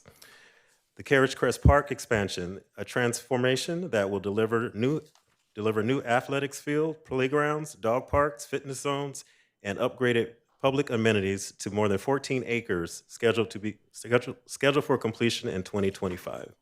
Victoria Transit Center near Cal State University Dominguez Hills will serve as a vital mobility hub connecting our communities with regional transportation networks. The ongoing Speed Hump installation program, which continues to address residents' concerns around neighborhood traffic safety and calming measures. The Carson Streetlight Intelligent Transportation System, which integrates smart traffic signals and closed-circuit television infrastructure to improve flow and safety along Carson's busiest streets and corridors, and also the median landscape improvement projects. I'm excited to share with you the City of Carson's ongoing efforts to improve cycling infrastructure through our bike lane expansion projects. These projects are essential essential part of Carson's vision to create safer, more sustainable, and accessible environments for everyone in our community. Several major street projects set to receive Class 2 bike lane enhancements include Carson Street, Figueroa, Main Street, and Victoria. They'll see an additional 14.6 miles of bike lanes with median modifications to ensure safety and comfort for cyclists. 223rd, Avalon, Central, Del Amo, and University will also receive bike lane improvements, helping connect more neighborhoods to transit hubs. Cal State Dominguez Bike Path Channel will expand to include a continuous bike path along the channel connecting Main Street to Avalon, with the bridge over the ravine to ensure smooth cycling routes. Santa Fe Avenue will gain a new 1.5-mile bike lane between Del Amo Boulevard and Warnock Way. And finally, the West Carson Community Bikeways project has already completed work on the bike lanes along routes like West Carson Street and Lameda Boulevard. These projects are important to enhance the commitment to improve transportation options, reduce traffic congestion, and create more sustainable connected cities. We are excited to see these project improvements come to life and look forward to the positive impact that they would have on our community. Victoria Transit Center. Just a slight update on this. Exciting development surrounding that Victoria Transit Center. This new transit hub is located near Victoria Street and Tamcliffe Avenue, will significantly improve transportation accessibility for our residents, especially with its proximity to California State University Dominguez Hills. The project currently is in design phase and is aimed to create a centralized transportation center that integrates with existing transit networks, such as the Carson Circuit and Long Beach Transit. It will also provide connections to major metro lines like the Metro J line, expanding regional access. Once completed, the Victoria Transit Center will not only improve public transit options, but also promote sustainability and support local businesses and communities by improving connectivity, and will enhance the quality of life for residents alike. The Median Landscape Improvement Project. This initiative focused on upgrading the irrigation systems and landscaping in our cities, medians, and streetscapes. The public works teams are working to enhance the aesthetics appeal of the functionality of these areas. As of January 2024, we are reviewing proposals and moving forward with implementation in the near future. Additionally, we're progressing with the Carson Master Street Plan Project number 1043, which will significantly revamp Carson Street from the 110 to the I-105 freeways. This project will induce drought-tolerant landscaping, tree planting, LED lighting, pedestrian seating areas, crosswalk improvements, and more. When construction is set to begin, this will bring vital enhancements to one of the city's most important corridors, benefiting both the look and functionality of the area. These efforts are part of our border vision and to create a more sustainable, welcoming, and well-maintained environment for our residents and visitors alike. The Martin Luther King Jr. street improvements. I'm especially pleased to report progress on this long-term concern. Martin Luther King Jr. Street from Main Street to Avalon is scheduled to undergo long overdue repairs. For years, this stretch has suffered from severe unevenness and shifting, creating a bumpy road condition for drivers, cyclists, and pedestrians. This is due to the unique challenge posed by its location atop of a historical landfill, which causes the subsurface to move unpredictably. Now, with the support from the City Council and dedicated efforts by Public Works, a specialized construction plan is underway to address these underlying conditions. We're finally on track to deliver a safer, smoother, and a more durable roadway, something Carson residents and commuters have waited for a long time. Traffic signal installations and mobility enhancements. Over the past year, the city has also installed 10 traffic signals at crucial and critical intersections throughout Carson. The key locations include Central Avenue and Diamonddale, Main Street and Carson Street, and Avalon Boulevard intersections. These upgrades are designed to reduce collisions, enhance pedestrian safety, and improve traffic flow across the city. Our vision is Carson's future unlimited. Beyond current improvements, we are focused on innovation, and we believe Carson's future is unlimited. We are evaluating feasibility of citywide smart traffic signal networks that can respond in real time to changing traffic conditions. Our hope is to highlight the city of Carson as one of the first cities in the U.S. to reach near 100% smart light signal control. Especially, it's important for our upcoming special events. This technology will improve travel time, reduce emissions, and enhance the safety of the City of Carson residents. The Urban Drone Aeroport eVTOL program. Our commission is exploring the potential development of Urban Drone Aeroport, a cutting-edge mobility concept which would support eVTOL, that stands for Electric Vehicle Takeoff and Landing Aircraft. Cargo and multi-passenger travel, powered by AI, artificial intelligence, and self-navigation. For example, with the recent oil field potentially closing, there is potential to repurpose available space. Just imagine traveling from the city of Carson to Catalina Island, from the city of Carson to downtown LA, Carson to the mountains of Big Bear in 10 to 30 minutes. Communities everywhere would clamor to come to Carson for this unique form of air travel. This forward-thinking initiative envisions air-based transit playing a key role in Carson's transportation landscape, reducing surface congestion, minimizing greenhouse gases, and drawing regional interest from innovators and partners. These developments are not only bold, but they are practical. They represent Carson's commitment to sustainable, high-impact growth that benefit our community and draw visitors, businesses, and opportunities to our city. Community engagement. We continue to emphasize the importance of the community participation. Residents can report streetlight outages, potholes, graffiti, and more through Carson's 311 service, a service provided by the City of Carson that allows residents to report non-emergency issues, request services, and get information about city services. It's a convenient way to submit requests or report problems such as potholes, streetlights not working, graffiti, code violations, and other community-related concerns. The Carson community can access 311 through one of three options. The online portal, they can visit the City of Carson's website and submit requests through our 311 service page. Mobile apps, download the Carson 311 mobile app to report issues and track the status of your request. And they can call by phone. Call Carson 311 service to report non-emergency issues or report services. The goal of Carson's 311 is to improve communications between the city and its residents, making it easier to maintain the community and provide responsive services, making it easier than ever to notify the public works and receive timely updates. In closing, I want to reiterate the Carson's Commission I want to reiterate the Commission's deep commitment to progress, safety, and service. Together with the city's leadership, public works staff, Public Works Commission, and our engaged residents, we are not only improving today's infrastructure, but also preparing Carson for the infrastructure of tomorrow. It is a true honor to serve the city, and thank you for your continued support. Thank you. And thank you for that thorough report and for coming out. My colleagues, do you have any question of our chair? I do. Councilman.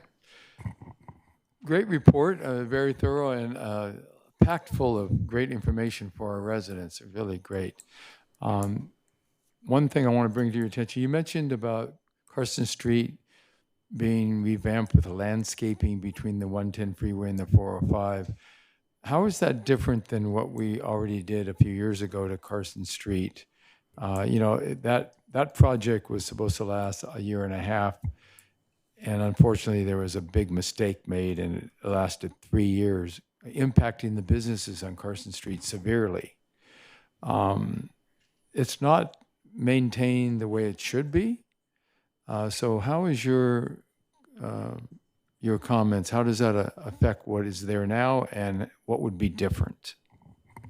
Thank you for that question, Council Member. This is part of the median landscape plan that Public Works has been working on for approximately about a year. We're going to start there. There are some things that we learned from the previous project that was put on Carson Street, and we learned and put in some efficiencies. So I don't think we'll experience some of those things that we're experiencing with that. I can't speak to that personally because unfortunately I wasn't here during that time, but I can speak to the fact that we did do some assessments, and I think that going forward we'll be able to maintain properly and have a different experience and a different experience for all the residents and visitors that come into Carson. I do through the city manager to our Public Works Director. I was on the very first Citizens Committee in 1995 to plan this Carson Street corridor project, so I paid serious attention to it over the years. And we had the purple pipes installed to provide reclaimed water for the landscaping, but apparently it stopped. It went from the 405 freeway west all the way to Main Street and then stopped at that point. And then from Main Street to the 110 freeway, should have been installed and never was because of cost overruns. And unfortunately, the contractor, when he bid the project, was not given the proper underground mapping and found that there were cross pipes going across Carson Street at the depth of 2, 3, 4 feet. And that's where he was supposed to lay this reclaimed water pipe. So he had to bury it down 5, 6 feet into the ground, which costs a lot more money to do that because as far as the hydraulics are concerned, you have to have different types of valves and different types of mechanism for a deeper pipe. So not only did it cost a lot more money to do than planned, but it inconvenienced the residents tremendously. It forced people onto 213th Street, it forced them onto 220th Street, and made those heavily traveled streets more than they should be because Carson Street was closed. And then the businesses, as I mentioned a few minutes ago, were impacted with, customers were not able to get to the businesses, and it was really a problem. So, Mr. Rogers, what you're saying is you're just going to improve it a piece at a time, so therefore the businesses will not be negatively impacted. Is that what I'm hearing? We're going to change. We're going to do the medians over a period of time. It's not like what we're doing with the streets where everything is going to be done at once. So there's a multi-year project. We will do our best to mitigate the traffic flow to businesses. We can't ultimately say that they won't be negatively affected if we have to shut down a street or something to take care of the medians. But we will do our best, as we have been, to make sure that we manage the traffic control properly. Okay, very good. It's good to hear that, and I think that clarification was really important for the public. So thank you again. Thank you. Mr. Senate Manager, and to our Assistant City Manager, that project, I thought we didn't complete it at all, the pipes, am I correct? Yeah, Madam Mayor, excuse me, Madam Mayor, yes, the proposal for Purple Pipe was presented by Cal Water, I want to say about a year ago. It was a bit cost prohibitive. And I think the intent was to ensure that there were other businesses and institutions that could share that cost. We're going to revisit when there was that interest. Yeah, I didn't think we had completed it. Okay, Mr. Councilman Hicks. Thank you, Mayor. Thank you for that report, outstanding report regarding our streets and how the city is moving forward. One thing that really got my attention was the smart light signal system, and where we are able to at least synchronize our traffic, because I know many of my residents are concerned about how the traffic flows through our city. I remember back in the day, I can go from Veterans Park to Mills Park. It only take me maybe 5 minutes. Now it's 15 to 20. So if we're able to synchronize these traffic signals, it'll give us a better flow throughout the city. Just whatever I can do to assist and help. If there's funds that need to be made through the city manager, I don't know where we are through our public works department, through our innovative technology department, where are we at funding wise, but I just want to be made abreast of it. If there's some things that I can do at my level to address that, I'm willing to assist and help. So I want to make sure that happens. So I just want to put that out so that you know that you do have that at your arsenal. Absolutely, thank you. And moving through the city, the signal lights sometimes can be a challenge, and we've heard from the community about those, and we'd like to improve them. Well, Councilmember Hicks. MPT. He was answering the question. Oh, okay. Councilmember Hicks, the completion of the phase 1 of the fiber network will enable a start for the traffic signal synchronization project. If the additional funds are made available for the equipment and the additional public works monies that are required, but passing our network through will enable the start of that. But that would be a separate project. So there is a complete budget for the process, or at least phases of the project already in place? There's additional. Go ahead. Sir, to answer your question, sir, phase 1 has been funded, so that's in the process. And then with the additional phases that we have going forward, as the assessment comes forward, then we'll bring forth what the funding aspect may look like or what may be needed in order to complete those projects. But as far as the initial phase, that has been allocated and approved by you all as council. So that's actually in the process now. So just for fiber, but we'll continue to move on as it incorporates the synchronization of traffic signals as well as delving into the medians as well. So that's all inclusive into the projects, kind of piggybacking off of the fiber network project that we're actually in process of implementing. So we'll be close enough to have something in place before the Olympics get here? Because that's going to be a lot of traffic. Absolutely. The goal is to have the first phase actually within a year, if I'm not mistaken. And as it was stated before through the presentations for those that are watching, they can revert back to the prior meeting that Director Carter presented, but he provides the outline of all the districts that you all reside in that will be affected through each phase. And so every phase will have a aspect and district that will be affected, or I should say connected, if you will, with the fiber network. But the first phase, the initial phase, is to be completed within the first year. Okay, thank you. Thank you. MPG. Madam Mayor, thank you. Thank you, Brother Chair, for your extensive report. I just wanted to take this opportunity that Lakewood just installed a camera system that reads license plates and takes care of, so I just wanted to make sure that I wanted to put a pin there because everybody's dropping it in Carson 411 saying, what if Carson had this? And we already have something like that. So I just wanted to make it available for those who watch and give this opportunity, since we're talking about public works, talking about our streets and all that good stuff, to give our Director of Public Safety an opportunity to let them know that we already have this, because they're tagging me, the mayor, Cedric, they're tagging us all. Well, thank you for that.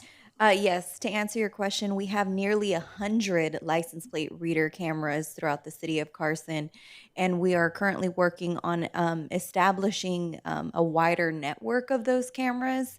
Additionally, another project that we're also looking at is even placing them on public safety vehicles. So as we're driving through neighborhoods and other areas that wouldn't necessarily have gotten the hits on a main thoroughfare, we could do that as well. So yes, we have them. Thank you. Thank you. As the mayor stated, we see you, but we'll see you again with the additional cameras. I see you. We just need to probably do another PSA announcement or something, getting out there to the community, let them know. Sure, As that'd be the great. mayor say, we see you. I think we can. We'll do that, and also we can establish through the network with our PSAs for the billboards. I think it's important as people are on the freeways that they know that we have that here. So we'll have public safety work with our PIO team as well as community development on how to accurately contact our billboard folks and get that implemented so that PSA is listed, and then we'll put some notices out as well throughout our new website that's been designed currently, as well as a website and then other digital formats that we have. Thank you. Thank you, Mr. Chair, for that awesome report. I'm pleased to see that our commissioners are engaged in, because we have commissions and I didn't know what you guys were discussing. So this gives us, all of us, a heads up on what you're discussing, and that makes us know that our staff is on their job. I do have one request, Mr. Public Works Director, when this RFP goes out for, when we do this landscape and maintenance, I read the contract, the existing contract. It doesn't say repair and replace sprinkler heads. And so we have people going out cutting dirt, and the sprinkler heads are, they're not functioning. So the landscape that we planted, Councilman Deere alluded to this, it was beautiful at first. But when the sprinkler heads are not working, it cannot stay beautiful. And so therefore what we have is we have some dirt. And it was beautiful at first, but make sure that the contract reads maintain, replant as they die. Don't just go and cut some dead weeds, and water as needed, and every 6 months or so, if we should be changing out those plants, because we're gonna invest a lot of money like we did this last time. It was beautiful at first, but if you drive down Carson Street looking at mediums, you would think it just doesn't look good. So we just want to make sure, Mr. Commissioner, that when they bring this to you, we want them maintained, sprinkler heads, not only pulling weeds, replanting, the whole 9 yards that they're responsible for. And what I see right now is our contractors are just out there pulling weeds. And if you drive down, you see all these weeds and all these beautiful plants laying to the side that need some water, and our sprinklers are not working. That's my request that we do, because the landscaping is going to be beautiful. We've looked at the palace. I want to thank staff for that, but I also want to throw that out there. Absolutely. Okay. Thank you again, Mr. Chair. Tell your commission I said thank you for all their hard work. You guys are working hard. I'm glad to see that our staff is working with you on this. I will pass that along, and thank you. Thank you. We got the kids with him? Okay. Next, we're going to go to oral communications, so matters listed on the agenda. Madam City Clerk. Thank you, Madam Mayor. We only had the one public comment for agenda item 24. The other comment cards are for non-agendized items. Okay. The next one is approval of the minutes. Motion to approve. Second. Been moved and properly second.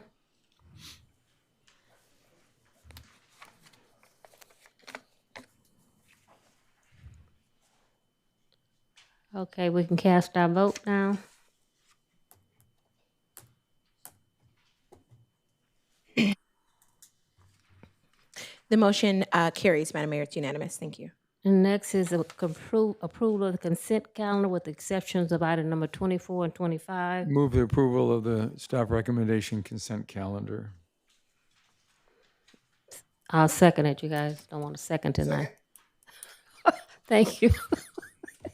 The consent calendar has been approved with the exceptions of item 24 and 25. Does anyone want to pull an item? Item number 22. 22 by Hicks. Okay, consent calendar was approved with the exception of 22, 24, and 25. Cast your vote.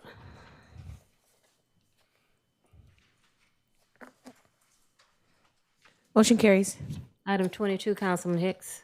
Thank you, Madam Mayor. I just wanted to get through the city manager, the staff, to give a quick report in regarding to the expansion of one of our mini parks here in the city of Carson.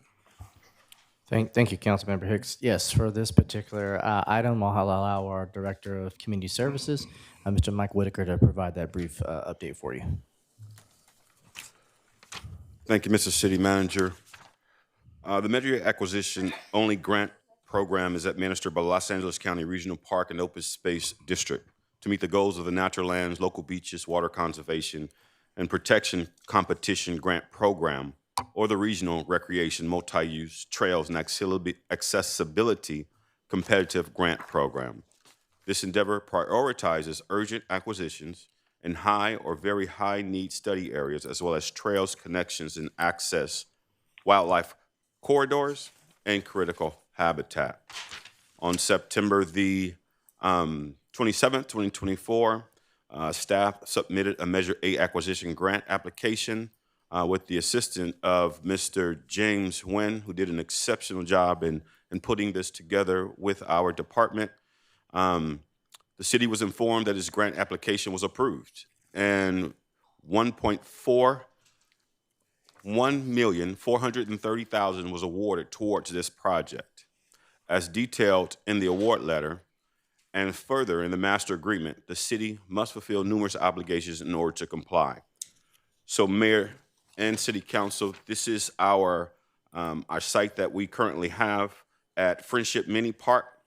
The grant provides $1,430,000 to add approximately a half an acre to Friendship Mini Park.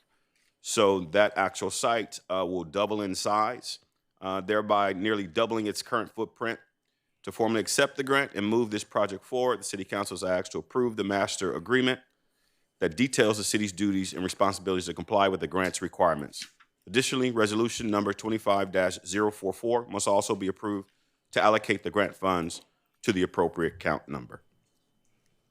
And that concludes my report, Madam Mayor. Thank you. Thank you. I just wanted to make mention that the expansion of Friendship Mini Park, it's been there for some time. And the amenities, I don't know what are planning for that, but I wanted to make sure we included the residents in that area on what they would like to see in their mini park. And I know that Watson Land is across the street. They had contacted me regarding some also recommendations, but I wanted to hear what the residents had to say because it's nestled in the neighborhood, right on that corner. And just to get them to be involved with that process, I think it's well overdue. I think it should have been done a long time ago. At the time when I was an employee, we didn't have the funds, and wanted to make sure that we get Marathon involved as well. And it was been maintaining it, but just making sure we get all the players to the table at the same time. So if there's anything that's uncovered or found, it could be addressed at that point. If I can say one more thing, I just want to say thank you to my coworker, Mr. Saeed, and to say I approached him with this particular project because we don't have a lot of dog parks, and based on our master plan for the department, we went out to all those areas. We did get information from the community in regards to those areas, and we do have some things that are very, very prevalent that are up front that we need to take care of.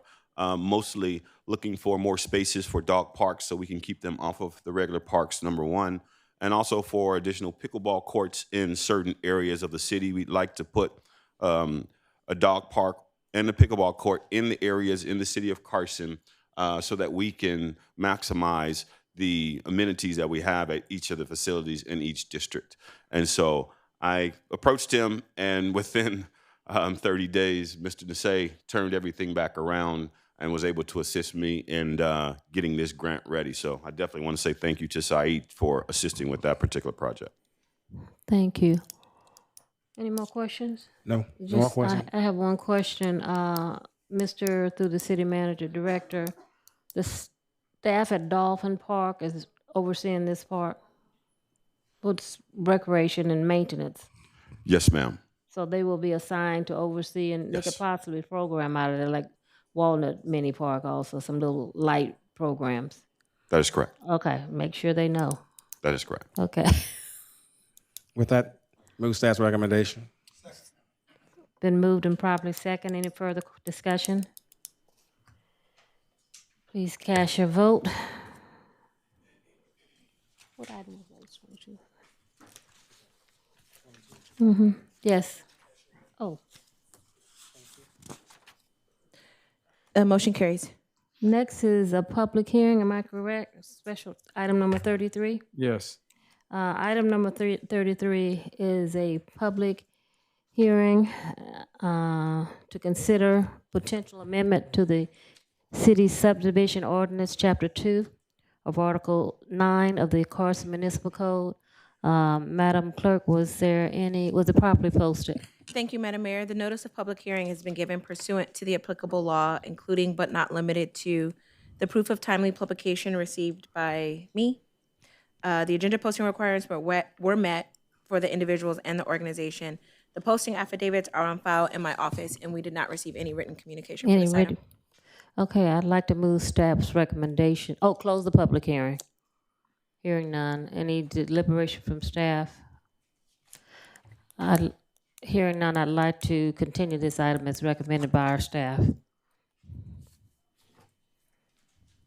Indefinitely? Continue it to a specific date? Or Until the staff brings it back. Until staff brings it back. It's been moved and properly second. Is that the motion? Madam Mayor, I don't think we have to vote. You can just Oh, I continue. can just continue? Okay. Yeah. Well, thank you. Thank you. You guys on your toesies. Teamwork. Teamwork makes the dream work. Next is a continued public hearing on the 2025 through 29 Housing and Urban Development 5-year consolidated plan for the Community Development Project Block Grant Annual Action Plan. Madam Clerk, was it properly posted? Thank you, Madam Mayor. This is the item that we already shared. We'll be checking in on it, but it is continued into the May 6th meeting. So the notice of public hearing and all of the stuff that I Okay. usually read is still applicable. Okay, we sent out applications to all of the nonprofits to see if Yes. they qualify. Yes. And this is continued to when? May 6th, Is that correct? but we did say that staff Okay. may bring it back sooner, Okay. Decided it was but continued. everything is still Probably. relevant. Okay. No, yep. Thank you. Item number 35 is consideratory selection of the mayor pro tem for the city council. Select the next mayor pro tem. Discussion, staff report. Okay, thank you, Madam Mayor. This item provides an opportunity for the City Council to select the next Mayor Pro Tem for the City of Carson. The purpose of the Mayor Pro Tem role is to perform the duties of the mayor during any period of the mayor's absence or just regarding your absence. Section 302C of the City Charter states that the Mayor Pro Tem shall be selected biannually in the month of January for a 2-year term until the successor is selected by a majority vote of the City Council. And so your recommendation is before you tonight, Madam Mayor and Council. Thank you. Madam Mayor, Yes. I'll make a motion to select Jawan Hilton as Mayor Pro Tem.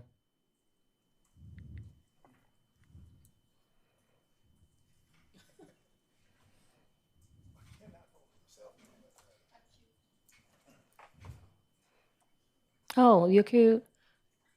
Okay, I didn't see you on here. Councilwoman. That's a great idea. You did a great job as our mayor pro tem. I would like to nominate Councilman Cedric Hicks because I want to hear him sing a whole song. But yes, did a great job. But I would like to nominate Councilman Cedric Hicks as the next mayor pro tem. That's not a substitute motion because you didn't get a second. So that's the main motion. That's correct. Yes. You didn't get it. There's no second to the first motion, so that's, The recommendation and discussion. Oh, I'll second it. I thought somebody seconded it. You didn't second your own motion? I thought you seconded it. Yeah. You didn't say nothing? Oh, Jesus. Okay, it's been moved and probably second. Any discussion? Please cast your vote.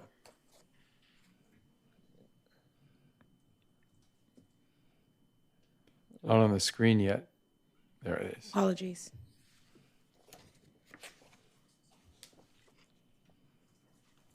Madam Mayor, Yes. you have to, Oh, I didn't vote? yeah. Okay, the vote is unanimous. Motion carries. Thank you. Thank you. Next, you'll be trying to be mayor. No. No. The next is, so congratulations, MPT.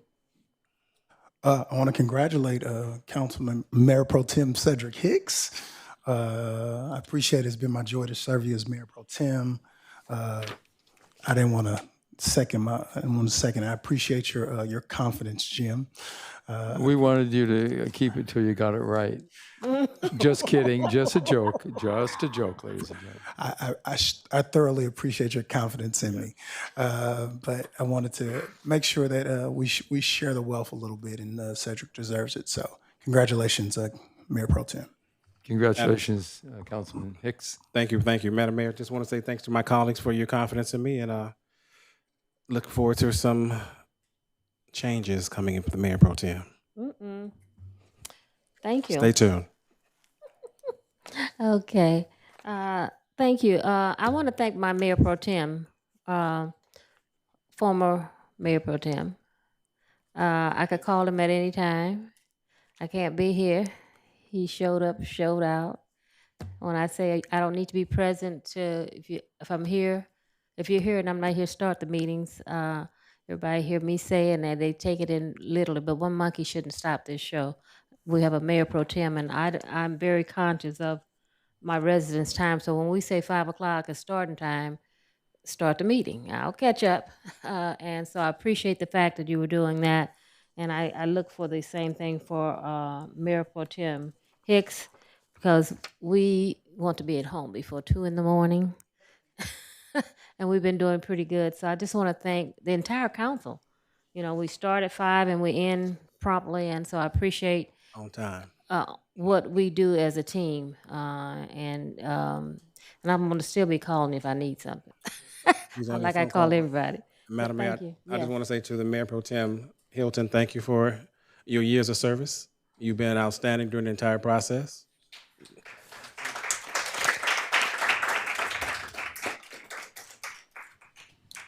And so the next item on the agenda is item 30, the uncontested 36. Okay, does anyone have any additions, deletions, or anything before I? Madam Mayor? Yes. If I may just make a point of clarification, I want to make sure that the staff report you have for Public Safety Commission, it might, I'm not sure, but it might show Aisha Childs or it might show a vacancy for alternate number 3. Right. But that is not true. I don't know what copy you have, but Aisha Childs is the alternate number 3 for Public Safety Commission. So I just wanted to make sure that you all were aware of that in case your copy does not say. Okay. In case your copy shows a vacancy. It shows a vacancy. Okay, there are no vacancies on that commission. Aisha Childs is the alternate number 3 for Public Safety Commission. Okay, thank you. Yeah, she took her oath and everything, so she's serving. Oh, she took her oath already? Okay. Yes, she's doing well according to the comment my staff wrote. Very good. Anyone else? Then I would, on the Parks and Recreation Commission, if there's a vacancy, I would like to move up Joe Jackie to that vacant position. Joe? Johnson. She's alternate number 2. We're moving her to the vacancy? Yes. Okay. Joe Jacqueline Johnson. Uh-huh. Okay. And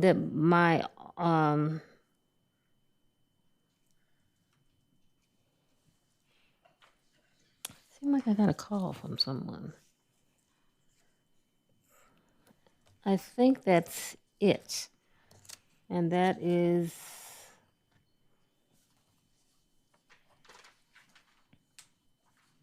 my uncontested, so we don't need to vote on that. Okay, and then just one more note, Madam Mayor. Yes. When you're okay. We did send out email communication setting March 27th as the deadline to do oaths. So as of today, 1, 2, 3, 4, 5, 6, 7. There's still 7 commissions that have commissioners that need to take the oath. Some have communicated with us and have requested an extension, but just know that my office will be reaching out to the staff of each of those commissions, letting them know that these individuals need to come in and take their oaths. On the same note, I would like to acknowledge staff for doing a better job with communicating with those who are absent so that we can post those vacancies and get commissioners who are active and willing to serve. So that's been working out a lot better in terms of getting folks who are actually attending meetings and not disrupting quorum for the commissioners who are showing up. Yes, and let's see.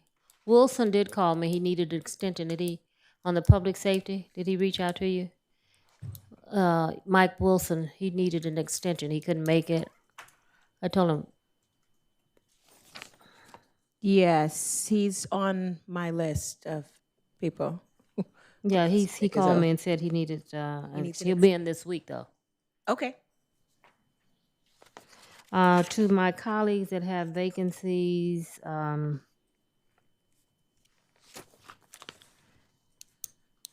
did we ever get in touch with Chris Morrison on the relocation appeals? I gave his number to someone. Relocation appeals, everyone has taken their oath on that particular commission. They came in and filled that. The email worked for the most part. Okay, to 7 stragglers. There's Councilman Hicks, Councilman Hilton, Mayor Pro Tem Hicks, Councilman Hilton, and Arlene, Councilwoman, you guys have vacancies on there. Okay? Okay, so that, something's missing. What's the next agenda item? Oh, item number 37, staff. Thank you, Madam Mayor. This item is on the request as of the mayor, Lula Davis Holmes, and recommends the city council to approve a planting of a tree to honor the memory of Mr. Oscar Ramos, former city commissioner, community leader at a city park, to be decided amongst the council. Yes, thank you. I would like to make a motion that we approve the planting of a tree in his memory. Second. It's been moved and properly second. Is there any further discussion? Oh, Councilwoman. Yes, thank you. I think this is a great idea that Oscar Ramos, who was very active in our community, and very sad that he's no longer with us. However, the tree would remind us all of the people in our community that we need to never forget and always honor and remember them. I'd like to ask if we could add another. Kyle Carter, someone that we lost as well, a resident of the city of Carson, and also worked at Mills Park. So if we could have a tree also at Mills Park. I'd like to second that. Yes. And I will say, Long overdue. if we can take this in two separate motions, so no one can come back and point at the mayor, because Cal Carter was the mayor's grandson. I would love to take this in two separate waves of motion so the mayor could recuse herself voting for her own grandson, so no one can come back and what was a good deed by our council or our seatmate. Yeah, we will take them as one motion. So I'd like to make a motion that we add Kyle Carter and approve this staff's recommendation of planting a tree in honor of Oscar Ramos and Kyle Carter. Second. I guess we might have to take a vote. We have to go to the vote. Voice vote. Now, Oscar Thank you. Ramos is a different park. It's two different locations. Yes. Two different Two locations. different locations. Can you remove the motion because this she's recused herself? Yeah. One. Well, that one already had, it was a motion and it was a second. So the maker of the motion has to remove, say that I'm not making that motion anymore. Well, she walked out, so. Madam City Attorney. She could just abstain. Was she the maker of the motion? She was the maker of the motion. She doesn't have to vote on it just because you. But if you want to wait for her to come back, you can wait, or she can just be recorded as she wasn't present when the vote was taken. Right. It's no conflict. She's not making any money out of it, so she doesn't have to leave the room. It's not necessary for her to leave the room for this type of a vote. Oh, did she leave it? Maybe she has a conflict in her mind that we don't know about, that she feels that she doesn't want to be here. Well, I just pointed out that Kyle Carter's her grandson, so we just didn't want it to be said that she spent city resources. She does, yeah. She doesn't have a conflict Right. just because he is her grandson. She could participate, but if she feels more comfortable not voting on it, it's fine that she's not here right now. And in parliamentary procedure, if there's a motion made By and her. seconded by anyone, even if they leave the room, the motion belongs to the body. It doesn't belong to the maker of the motion. Well, I already said that, yes. Okay. Well, you said it more eloquently than I did, but I said you can still vote if she made the motion. That's that UCLA education.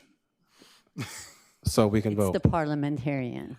So clerk, you want us to electronically vote or poll vote? So I voted already. I can recuse her, or I can Okay. mark her as absent. Okay. Either Perfect. or. Well, since she left the room, let's just do this over again. Let's Just like if someone walked out of the let's room. have someone else make the motion, so we have a fresh motion. I made it. Arlene seconded. Seconded. Because it was a different motion. Yes, and so just for everyone's clarification, I don't know how to take it off the screen. I don't, so this will be a verbal, Mary? and I'll do a roll call vote, and the minutes will reflect that the mayor was absent at the time of this vote. It's a new motion. We have that recorded. It was moved by Dr. Hilton. It was seconded by Councilwoman Rojas, and we're going to do a roll call vote because Before, if I could, Madam City Clerk, so Mayor Pro Tem Hicks, Council, you were trying to approve this particular item through a motion, having it seconded for the tree planting in honor of Oscar Ramos is the first motion. Then you'll do the second one. But I think we also need to conclude which park that the tree is going to be planted at, as well as the other. The staff I know could make one that said for decision. Mills, for I believe for Mr. Carter, but for Ramos, Mr. Veteran. Ramos, I don't think there was a Mr. park. Ramos is veterans, correct? Veterans Park. Okay, so I just wanted to make sure that's included in the motion, so that way there isn't any confusion. Sorry, but Okay. we So, wanna make sure so that means we're now voting on the motion of including both Oscar Ramos and Kyle Carter. You want to do them separately, so I this think motion. there's two separate motions on the floor. Yes, there are. The one on the screen was one for Oscar Ramos. Then we added another motion. So you have to deal with this motion first. Yeah, we can vote vote it down and re-vote, or just vote on it. You can Either just way. vote on this and then vote on the one that Mayor Pro Tem made a motion on. Okay. Okay. Dr. Bradshaw, so are you okay with, we're going to go ahead and vote for the one that's on the floor currently for Oscar Ramos. okay, so we're going to do it separate. We're going to do it separate. Great. Okay, so everybody has to vote. Everybody voted. voted? Yeah, we're just going to do a roll vote. Technical glitch here. Oh, Yeah. Yeah. okay. Yes. Yes. Yes. Yes. Love the informality. Thank you so much. Motion carries. Now for the second motion for Kyle Carter. Yes, it was properly moved by Dr. Hilton. It was seconded by Councilwoman Rojas. And now we're All going those for in the favor? All in favor? Aye. Aye. Aye. Aye. Okay, motion carries. Okay, motion carries. Okay, the mayor can come back in now. Thanks, everyone. Are you ready for the memorial adjournments? Yes. Okay.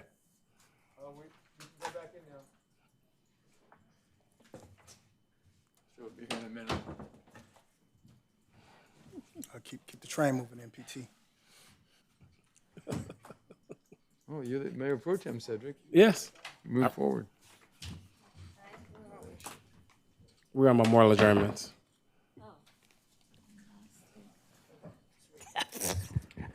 You thought we were done, huh? Well, keep going. We're waiting on the clerk's office for the memorial adjournments. Okay, we have Omar Curry, Alice Mae Goodson, George Foreman, Joan Rayner, Joan Reiner. Joan Reiner, R.T. Nelson Sr., and James P. Stringer. Joan Reiner was our former employee. She worked in the Human Services Department. She passed, Todd Rogers' mother. Yes. Our captain, and she passed, so we need, they've already had a private burial. They will have a more public ceremony later towards the end of this month, around the 21st, so we need to get all the particulars and the information so we can send our condolences and a floral arrangement, but they've already had the burial already. All right. MPT, anyone like to add? Well, I'm not like to, but. No. All right, let's bow our heads. Father, we've heard all of the families and names that were mentioned. We pray that you bless their families, you strengthen them, and you encourage them. In Jesus' name, I pray. Amen. Amen. Oral communications for matters not on the agenda. Thank you, Madam Mayor. I have 6 cards. If it's okay with you, I'll go ahead and read the names. Thank you. June Aglape, Hi, June. June and April. There you go. Oh, thank you. Good evening, Madam Mayor and new Mayor Pro Tem Hicks, and of course, the wonderful esteemed council members, Dr. Joanne Hilton, Councilman Arlene, and Councilmember Jim Deere, and of course, the magnificent executive staff. So I would not want to miss you guys. June Aglepe here from the Office of Assembly Member Mike Gibson, and we want to invite the wonderful City of Carson residents, council members, and everyone else in this wonderful City of Carson, the jewel of South Bay, as she stated. Senator Gibson is going to be hosting his annual Autism Walk Awareness, a 5K run and walk at the Wilmington Waterfront Park at 1004 West C Street, Wilmington, California, 90744 on Saturday, April 12th, right after the City of Carson's Autism Walks in respect. And of course, that's going to be from 8 a.m. to 11:30 a.m. Once again, April 12th, Saturday, from 8 a.m. to 11:30 a.m. Assembly members' annual Autism 5K run and walk. And of course, that I think is my announcement. Have a wonderful evening. Thank you, Thank June. you. Council, excuse me, Madam Mayor, Christy Carrick was here. I believe she's gone, but it's the flyer for the town elementary school that we passed out for the open house and resource fair on April 8th. So just that's that.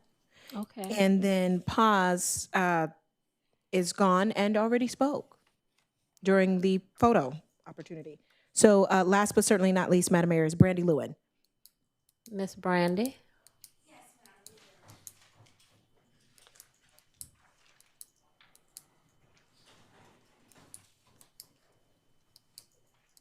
Good evening, Brandy. You have 3 minutes. Good evening, Dr. Kalia Bradshaw. Joan Reiner was special. She worked with me on the Cultural Arts Commission, so she's going to be dearly missed. Good evening, Mayor Lula Davis Holmes. Now, Mayor Pro Tem Cedric Hicks, who is also my councilman. Councilman Dr. Juwan Hilton, thank you so much for your service as Mayor Pro Tem, sir. Councilman Jim Deere and Councilwoman Arlene Rojas. I want to extend a special, I want to let you know that it gives me great honor to stand before you today and share that we have officially begun planning efforts to establish the Disabilities Committee as you gave us the go-ahead last meeting, Madam Mayor. I want to extend a special thank you to Brian, who is the field rep for Councilman Jim Deere's office, for immediately taking action and sending out the initial email to kickstart this initiative. So thank you so much, Brian.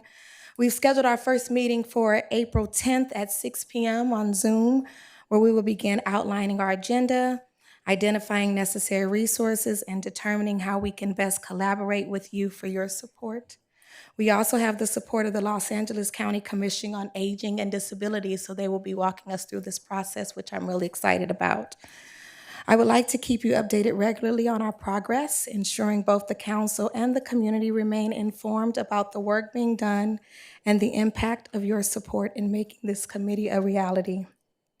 A heartfelt thank you to KW Tulis, who is the field rep for Councilman Dr. Juwan Hilton, for joining our team, and for Cackley, who I really am just so grateful for your continuous support as the staff for the Human Relations Committee, who we will be using and we will be building the ad hoc committee under.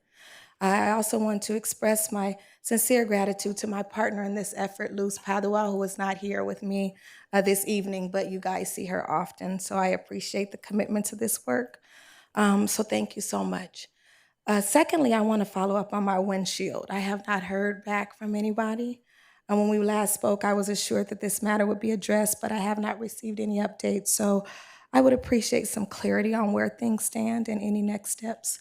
And lastly, I'd like to thank Mr. Whitaker's office for following up on concerns that we had related to Murdoch community. And I appreciate the engagement, and I'm glad to see the progress that's being made. Thank you kindly for your time and your support. Thank you. Next on the agenda is oral communication. Let's see, council members request to add items to future agendas. Madam Mayor. You didn't plug it. Councilman Hicks, there you go. It was up, and then it dropped. It was We up. don't and know it what's dropped. going on. So we'll have Councilman Hicks, Councilwoman next. Doctor, did you have something? Okay. Thank you, Madam Mayor. I just wanted to bring an item back to the city manager to bring back to this body. An initiative to look at developing alternative funding and some kind of strategies to address our Carson nonprofits here in the city of Carson. I do have a list of particulars detailing what looking forward to having in the agenda item, but to give you some particulars to find out how to put it together. But I want to make sure that this item comes back before the body to address alternative funding strategies for the Carson nonprofits. So along with myself, the mayor, and both of us on this request. JR, You have this? can you pass it to the city manager?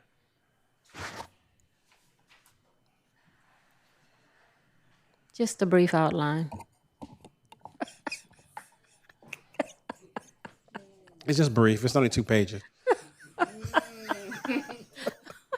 For the record, it is single spaced. So, but thank you.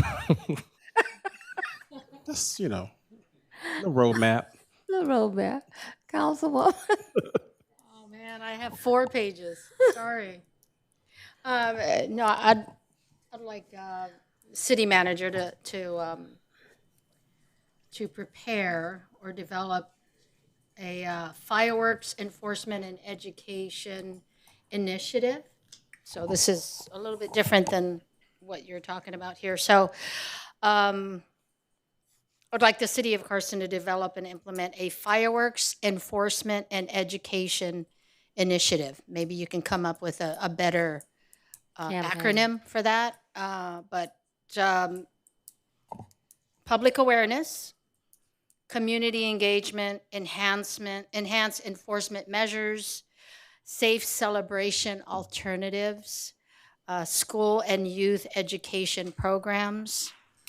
We need to implement a strategy using direct public outreach, community and business engagement, law enforcement coordination, educational initiatives. The law enforcement coordination is probably most important with our public safety also, because we've got July coming up.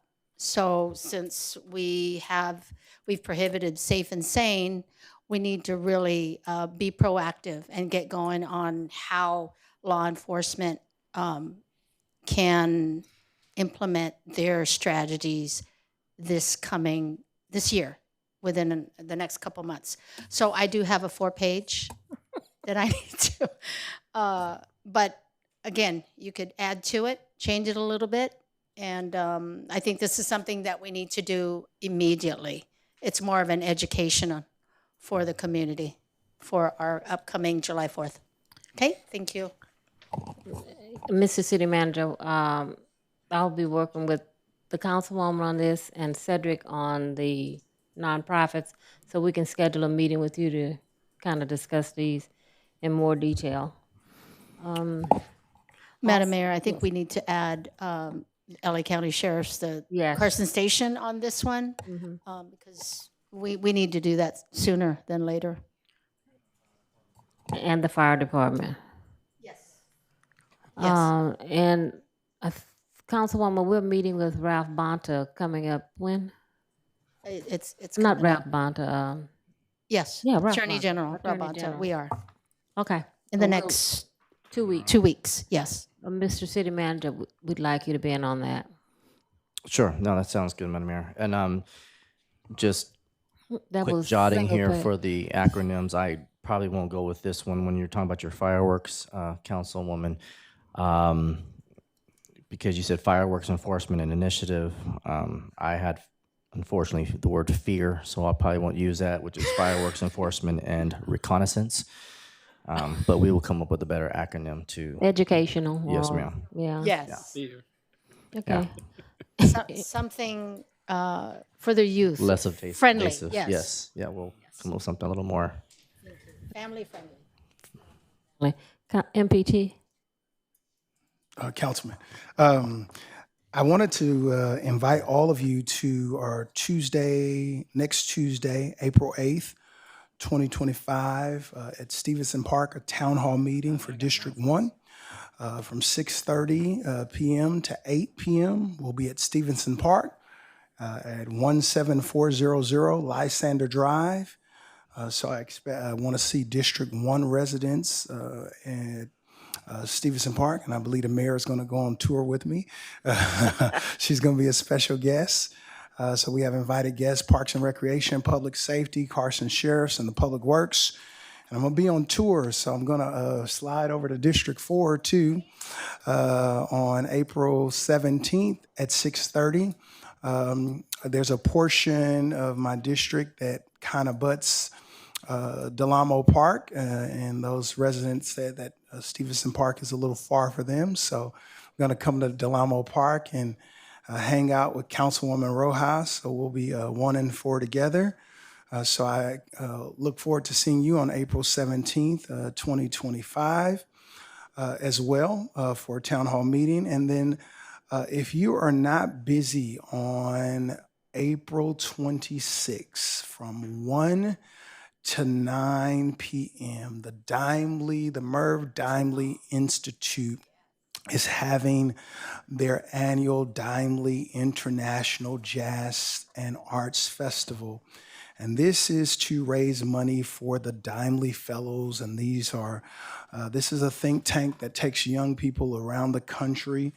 And all of the money that they raise will be to take young people around the country, to give them an opportunity to be exposed to different things. And they have artists, and tickets are selling fast. They have artists like Jazz Funk Soul, Mesa, Tito Puente Jr., Nidra Willer, Will Downey, and PJ Morden. So we're excited about that, and you can buy your tickets at axs.com. And this is supporting our own Cal State Dominguez Hills, the Merv Dimely Institute. So I want to encourage you to hop on, get your tickets, and come hang out and have a party with us.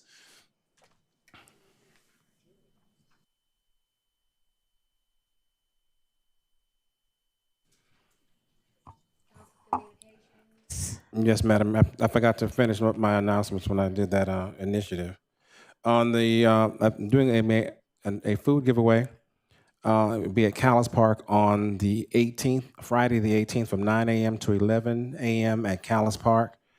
Come out and get free fresh fruit and vegetables at that location at Callis Park. 1000 East to 20th Street in Carson from 9 a.m. And this is in conjunction with Venice Family Clinic. And this coming Saturday, April the 5th, Autism Acceptance 5K Walk Run will be at Cal State University, Dominguez Hills from 7 a.m. until 10 a.m. Resource fair, entertainment, raffle prizes. So please come on out. I know that we had a lot of registrations early.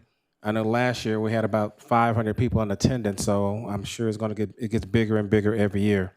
We started this back when I was the superintendent, I think it was, and it's gotten larger and larger.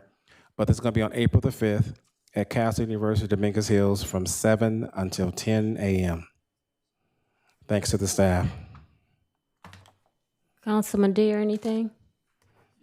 Yes, my next town hall meeting will be on Tuesday, April 22nd. This one will be at Carson Park. And so the public is invited. Thank you. Mayor? Yes. I'm sorry. I confirmed with Mr. Roberts just before we leave tonight. So did you appoint yourself, Councilwoman Rojas and Councilman Hicks, to the fireworks subcommittee? No, these are just initiatives so we can, Councilman Rojas is on the committee. As the well? ad hoc, she's on the ad hoc. Yeah, you can't have 3 council members on so he can't just show up to talk about something. It becomes a meeting the second 3 of you are dealing with the same issue. Oh. So I wanted to clarify that. Sorry, I didn't catch it earlier. Okay. But yeah. Well, it'll be the councilwoman and I then. Okay, thank you. Because remember, under the Brown Act, you can't even have conversations, the two of you, and then talk to a third person and then carry what that third person said to the other person. Oh. Yeah. Still 3, okay. Count to 3. Thank you. Any more comments? I want to commend my colleagues for these town hall meetings that we're having. I will drop in on a few, but that means I don't have to have my own. I'm loving this. I'll just show up at yours. You do all the work. And I appreciate you very much. Some I'll make and some I won't. But if we're hitting all the parks, I do not need to have my own separate town hall meeting. So thank you very, very much. If there, again, thank you to the staff for all that you do, all that you're gonna do. I do want to say, I want to commend everyone. The state of the city was phenomenal.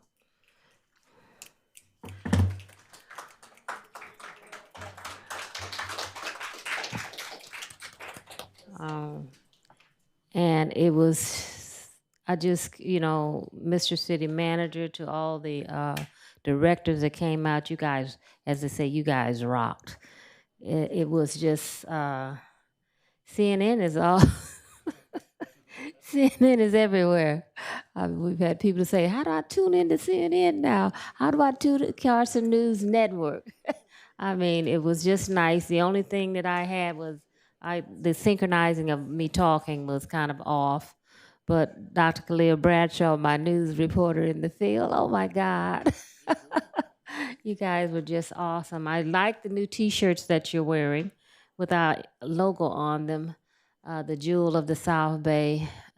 We had mayors from, God knows, mayors that I didn't even knew about Carson that came to the event, and it was, we couldn't put any more people in there. I know the city manager said he had an overflow room, but it was a great event. And I requested that, so you don't need to ask for the next 3 years, our state of the city will always be the beginning of daylight savings time, that Thursday, because it just works out perfectly that way. And I always tell them, they came and said, well, let's move to October. I said, you wouldn't move Christmas. So why you gonna move my state of the city? So we're saying right now that next year our state of the city will always be in the month of March, daylight savings time that week. And we don't know what we're gonna do this time. I was excited that we included everyone because I think it's important for them to hear from the team. It's not about me getting up talking all day, but it's a team effort, and I'm just excited about the new development and what we're doing and moving forward. I've had mayors to come and ask me to help them do their state of the city. And I said, oh, well, you have to sign up. I'm taking numbers. But I do want to, and all kidding aside, my Lulu girls, PIO,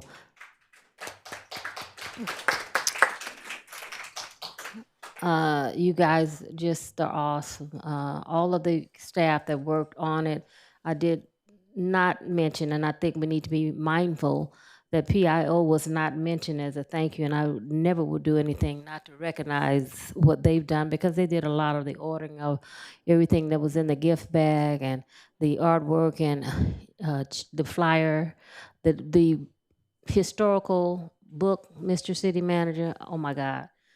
We've gotten calls for that. I don't know how many we have left, but it's something that I want to make sure that we are able to memorialize what the city is doing. So we will do another one every year and update it on where we're going, because that's something the city just, for some reason, didn't toot their own horn. And there's no library. The last historical book that we had is in black and white. Come on now. GK did the book. It was phenomenal. The programs were nice. But I do want to make sure that to the staff that's listening, that I know I'm telling people to charge it to my head and not my heart, because there's no way I wanted to not recognize them. So, Mr. City Manager, could you send all the staff a letter from me saying I appreciate them very, very much, and it was, don't charge it to my heart. They did an excellent job. Everyone did an excellent job. All the staff that was involved. You guys just were awesome. And, I got phone calls. They just loved the energy that was in the room, the energy that filled the room. So thank you, thank you, thank you for making our city look good, because we are the jewel of the South Bay, and everyone knows it now. Thank you, Mr. City Manager. Thank you, Madam Mayor. Just to echo, I want to thank publicly also my staff. Just a wonderful, awesome, amazing team. They came together. I know they had a lot of projects, but they worked their schedules around to get the filming done, to film on location with Dr. Bradshaw, who was our on-field site reporter. Didn't realize that was a dream job of hers, so she was able to accomplish that and tackle that on. And then I think what kind of goes unnoticed, and we recognize them, both PIO behind the scenes doing things, but obviously Raven and Maisha, what's amazing is, thanking Thunder Studios for their professionalism, Yes. but Raven and Maisha really going in at the studio and doing things that they are experienced at, and having the Thunder Studios, which is a professional studio. I mean, they handle probably 90% of the commercials that you see on TV, as well as the majority of music videos that are out, are done at that studio. But to see both Maisha and Raven excelling in what they do, and having Thunder Studio CEO actually ask them on how to handle certain things within the studio really just speaks volumes to the work that they did. And so they really brought it together. So I just wanted to thank them publicly for all that they did. Because it's really above and beyond what is the scope in essence, but they were amazing. And then I want to thank, obviously, Thunder Studios for putting out together the Visit Carson video that will be playing now on our website. So when people come, they want to see what Carson is about. I thought they did an excellent job, so wanted to thank them publicly. And then last but not least, I don't remember who it was, but somebody did an amazing video commercial for our city attorney, so thank them too. So They not like us. I'm going to get you back for that. Well, we thank the entire staff, but I always tell people you're hired to your weakness and not your strength. And my Lulu girls are my weakness, so I don't have to worry about it. They know what I like. The Mickey did an amazing job with the decorations, so when people know what your expectations are, I don't have to micromanage. And so I gave them the plan of the idea. They took it and ran with it. And I said, I want a team effort, team participation. And they just took it and ran with it. I said, what am I doing today? I don't know. But thank you, everyone. It was amazing. Thanks again. And if you have no further comments, I'm going to adjourn this meeting. Thank you. You got a comment? Oh.